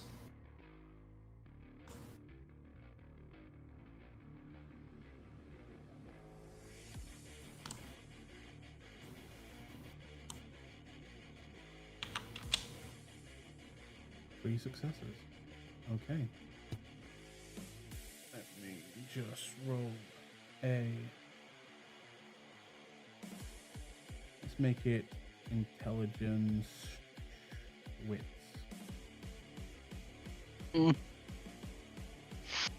A 2. Okay. He will shift his attention over to you as you throw the bottle and just say to you, "Oh, I'm gonna enjoy this. You fucking get into my head. You get into my..." And he just runs at you. And he will... In fact, no. D and Nathaniel. Yes. What, are you guys doing anything? Yes. Nathaniel, do you want to go first? I'm sorry. I don't mind either way. Okay. As soon as he tries to go towards him, I'm gonna try to give him a kick in the gut, like as he goes past me. Okay. In that case, make a strength brawl. You can rouse to add 2 dice. Or Yes, I'm going to rouse again. Okay.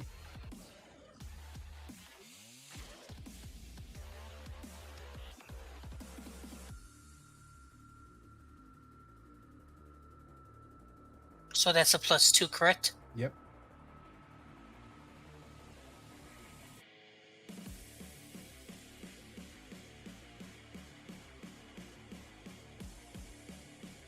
Ooh. There's a 3. You can also willpower that if you wish to re-roll 3 dice. I will, yes.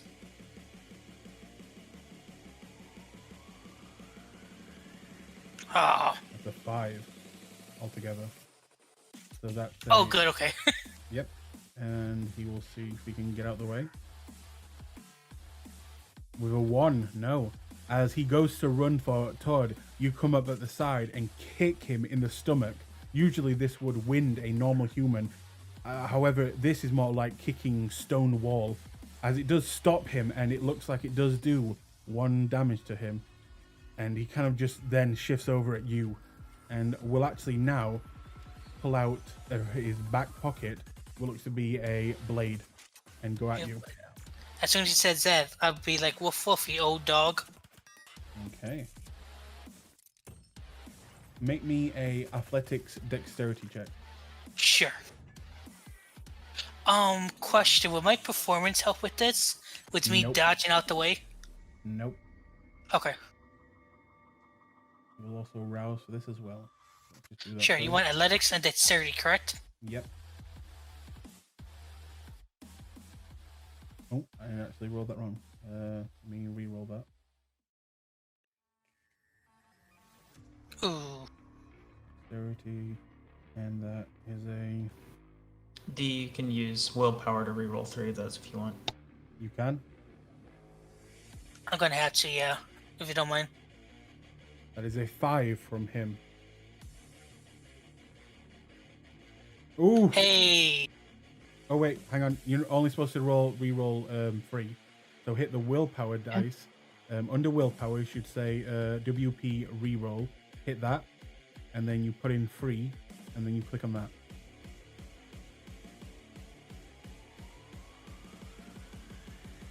Oh, okay, then you click 3. Okay, gotcha. Yeah, if you have 3 available, which I believe you do. Yes. Ooh. Unfortunately not. As he pulls out the blade and goes to you, and he actually gets up real close to you and takes the knife and jams it into the side of your neck, going into what would be your, is your carotid artery, and goes into the voice box. Usually that would be a wound to kill a human, but for you, not that bad.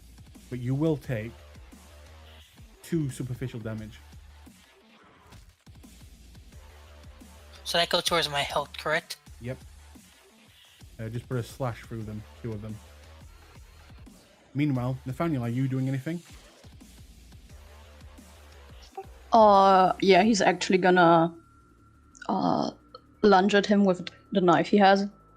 Okay. In that case, make me a melee dexterity check. You can rouse if you want.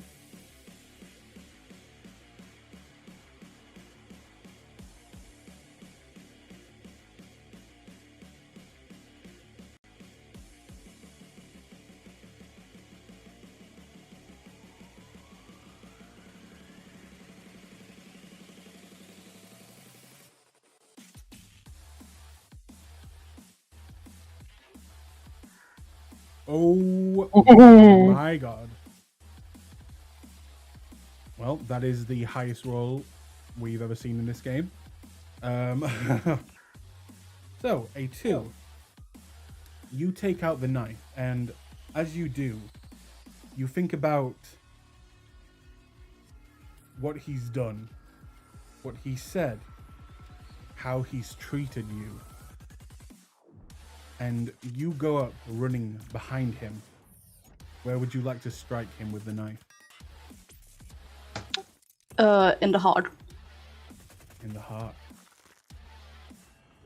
You go and you, from behind, grab him by the shoulder, tense the back so you know where you're aiming, and drive it through. The back of the rib cage breaks, and you feel a little bit of force as you enter the heart. And with that, you will take 5 damage. and he goes still. And he falls to the ground, eyes still open, bleeding heavily, but it looks like he cannot move. Nathaniel said, I'm not a fighter. Bam. Yeah, right.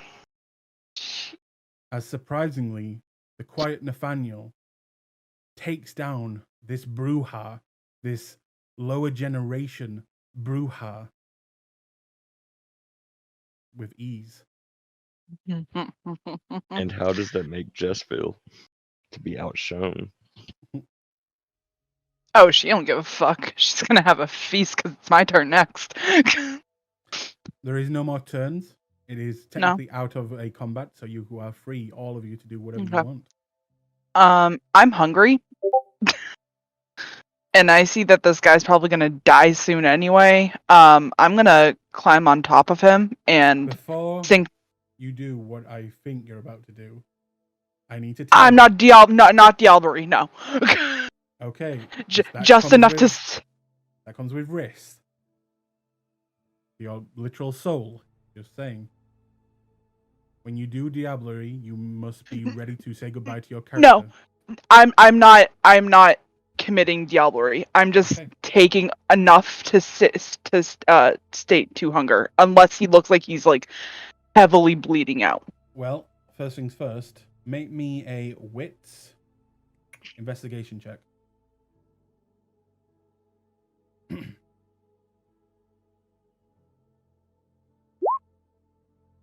2 successes. It's not hard to see that this vampire, this kindred, is now heavily, heavily hurt. And the bite from your fangs would most likely put him into torpor.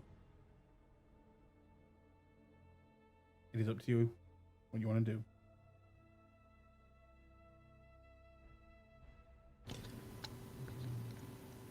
Look, let's stake him, leave him out in the sun. Fine. You should go to Ash. I need to feed. I'm not doing too great right now. So just get him away from me. How many hungry vampires do we have in the room right now? Like really hungry vampires.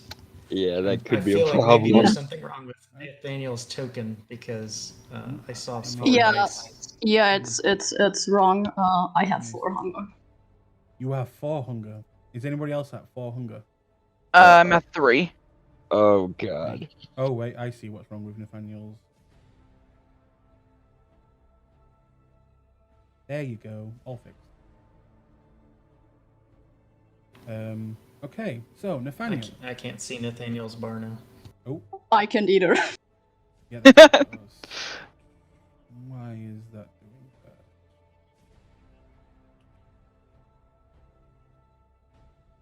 One second. Hold for roll 20 glitch.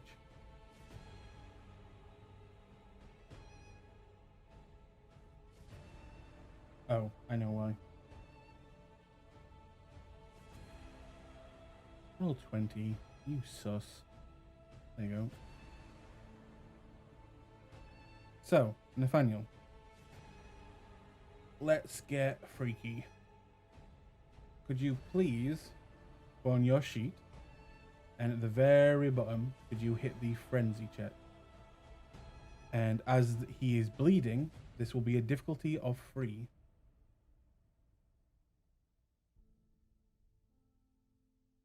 No modifiers, right? Nope.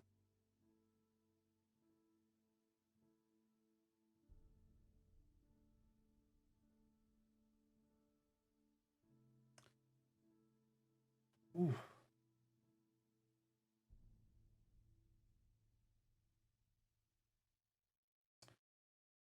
Incredibly, even at your probably the most hungry you've been in a very, very long time, and all you want to do is let the beast out and rip into this motherfucker. you manage to just swallow and kind of force and hang on to the humanity inside. And you kind of just swallow down the beast, bringing it back in its cage and hanging on to yourself.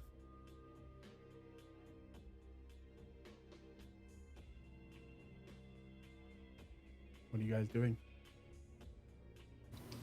I know a place that we can probably go eat. You're gonna It's see not me. the classiest. Go ahead, Todd. There's a warehouse where some people go to shoot up.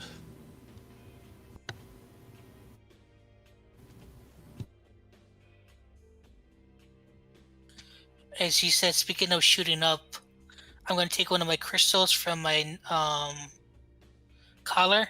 You see it detaches into like kind of a knife kind of knot. I'm gonna go straight to our little old dog friend we just dispatched, and I'm gonna stick it in his heart.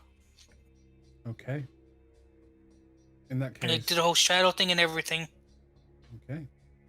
As you get on top of him, and this being him being stabbed from the back, now you getting your crystal and using the jagged side that you've carved yourself, you dig it into where you think the heart is, and then you drive it down until you feel resistance, and you can almost hear what sounds like crystal hitting metal.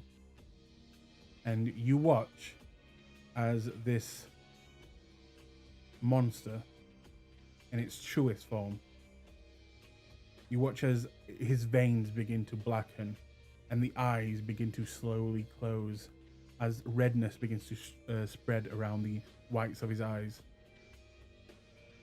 And he just goes into an even grayer looking skin color. And probably none of you have ever seen this before, but you've heard about it. This is torpor.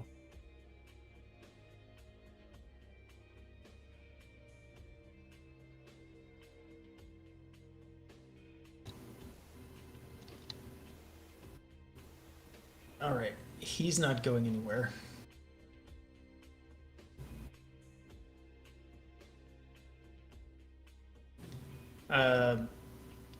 I reach for.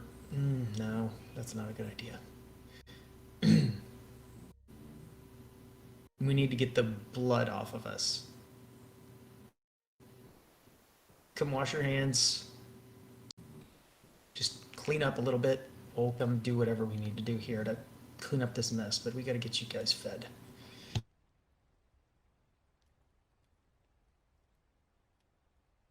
Yeah. Let's go.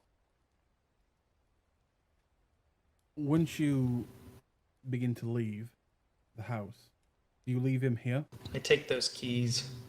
Okay. Yeah, you see the Huron do it again and Okay. again with the pushing with the heart. He's really pissed off right now. D, He's are you trying to fully kill him? You know he's in torpor right now, a kind of like coma state for vampires where they have taken too much damage. Are you trying to actually kill him? Yes, I'm just in a fit right now after what I saw with the kid and everything. Okay. In that case, you would know that if you want to actually kill him, you're better off going for the head. I don't think I'm like I said, I'm like in that anger state, you know how you get like in a rage. Mhm. So I just want to keep piercing him, you know what I mean? Okay. And you see me like start like getting teary eyed and stuff. You know, D, he's a child. He's a I get child. it. I get it. He's sick. All right. Look, but more important, that could happen to one of us if we do not get food. And if we let them go off on their own, it's more likely to happen. Speaking of going off on our own, where the hell is Brandon? And you just see me look I up will- to you guys, and I just had like that broken look on my face. I was like, I was a kid too, not as young, but still. He doesn't have a phone. We were all kids once, D. But I was taken as one. I wasn't even 18.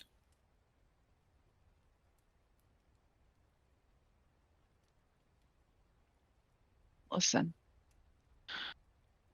All we can do is leave this man out to die on his own. You don't deserve that on your conscience for killing somebody. This man deserves to rot in the sun like the rest of them.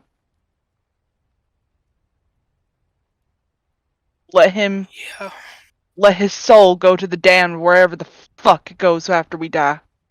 yeah. You're right. Sorry. No. You're fine. Don't ever. And he just falls into your chest, just wrap, hugging you. Hey, it's gonna be okay. And she'll just stand there for a minute and just like pat his head and like try to comfort him the best as she can.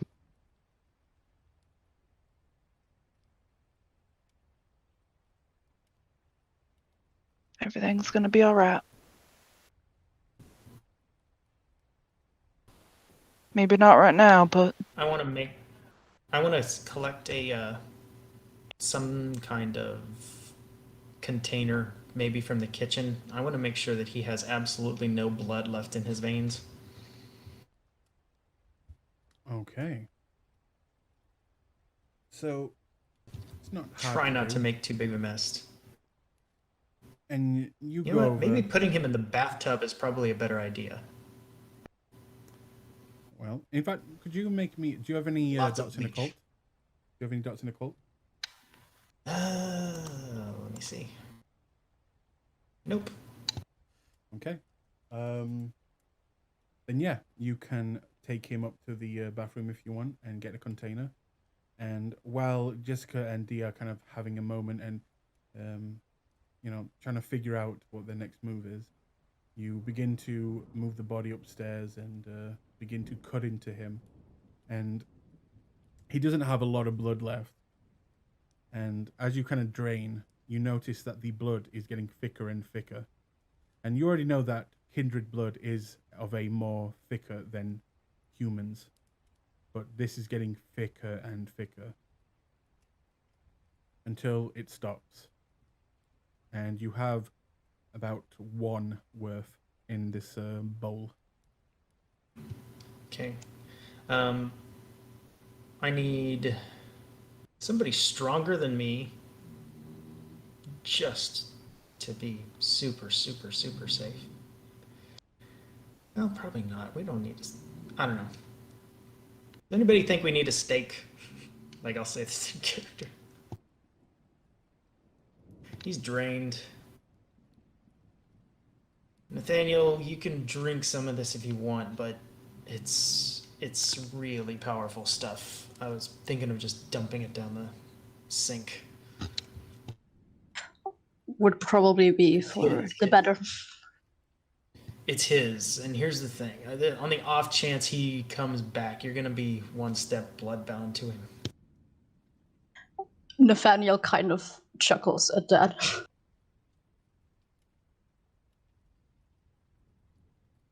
Look, I don't know what the werewolves around here might do, so that's all I'm saying. No, I get it. Don't I, mind.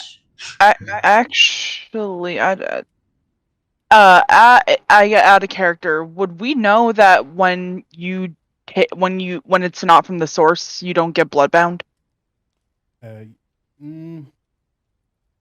That's. Does anybody have a cult?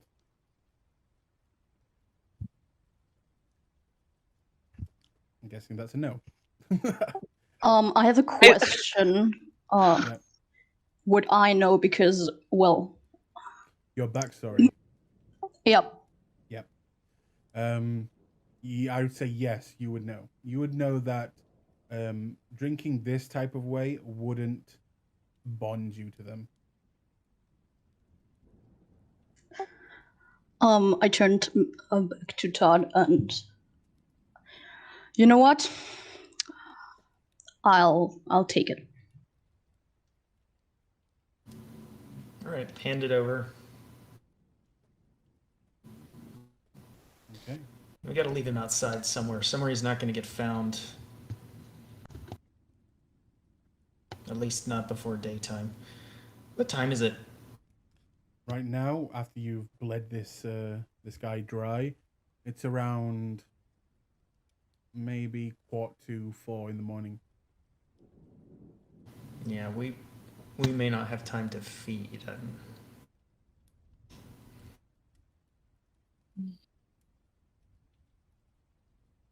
You said I can take off one hunger, right?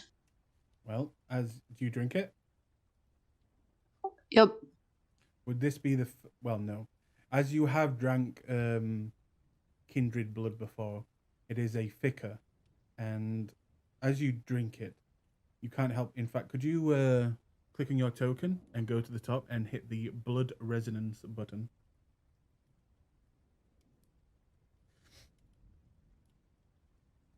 Okay. You drink it, and it is incredibly sweeter than normal human blood.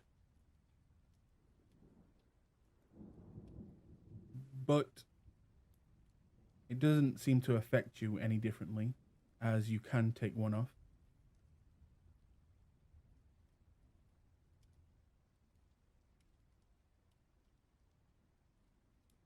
What would you like to do from there?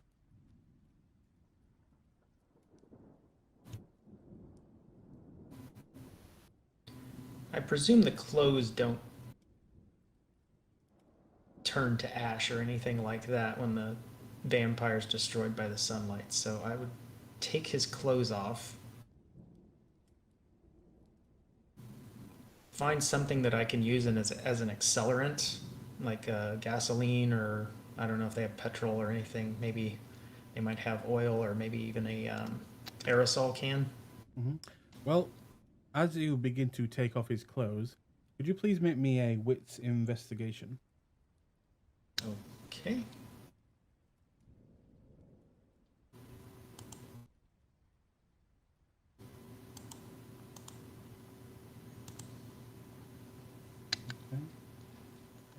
All you need is a what? Oh yeah, okay, you got it.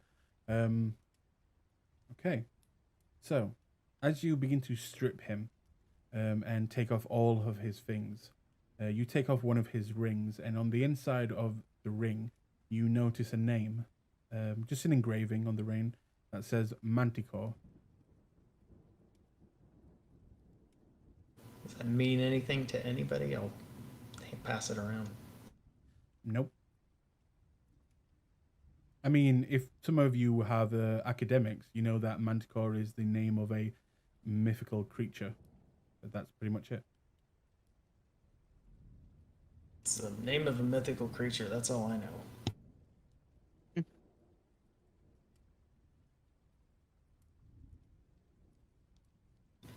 All right. I'll wash off the ring and pocket it for now. Okay. But what I was gonna do is I was gonna like stuff all his stuff into like a metal trash bin or something, and then just like set it on fire. Easy enough to do. And you can do that. And it looks like outside the cottage looks like it's kind of far away from like civilization or anything, so just like drag him out in the middle of the open. Yeah, that's fine. And then I think, unless somebody else really wants to do something this close to dawn, I think we should go back and repose.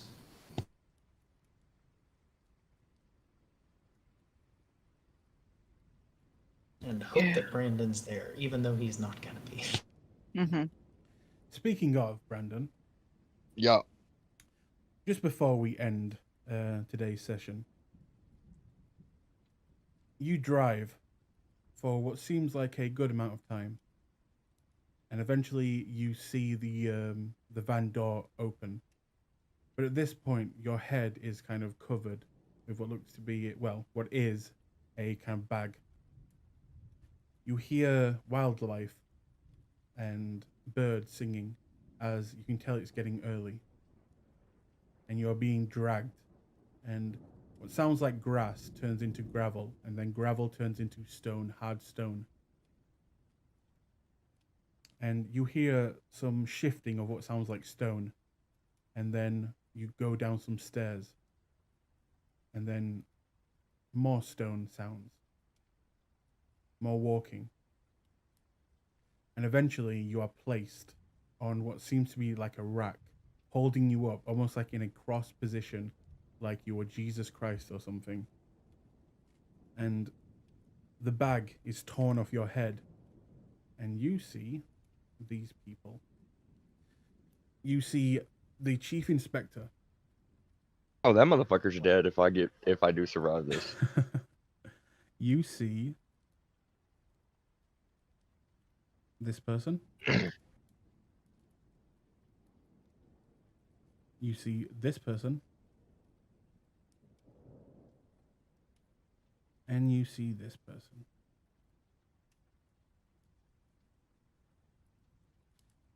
And they're all staring at you. I know I can't do anything right now, but did they all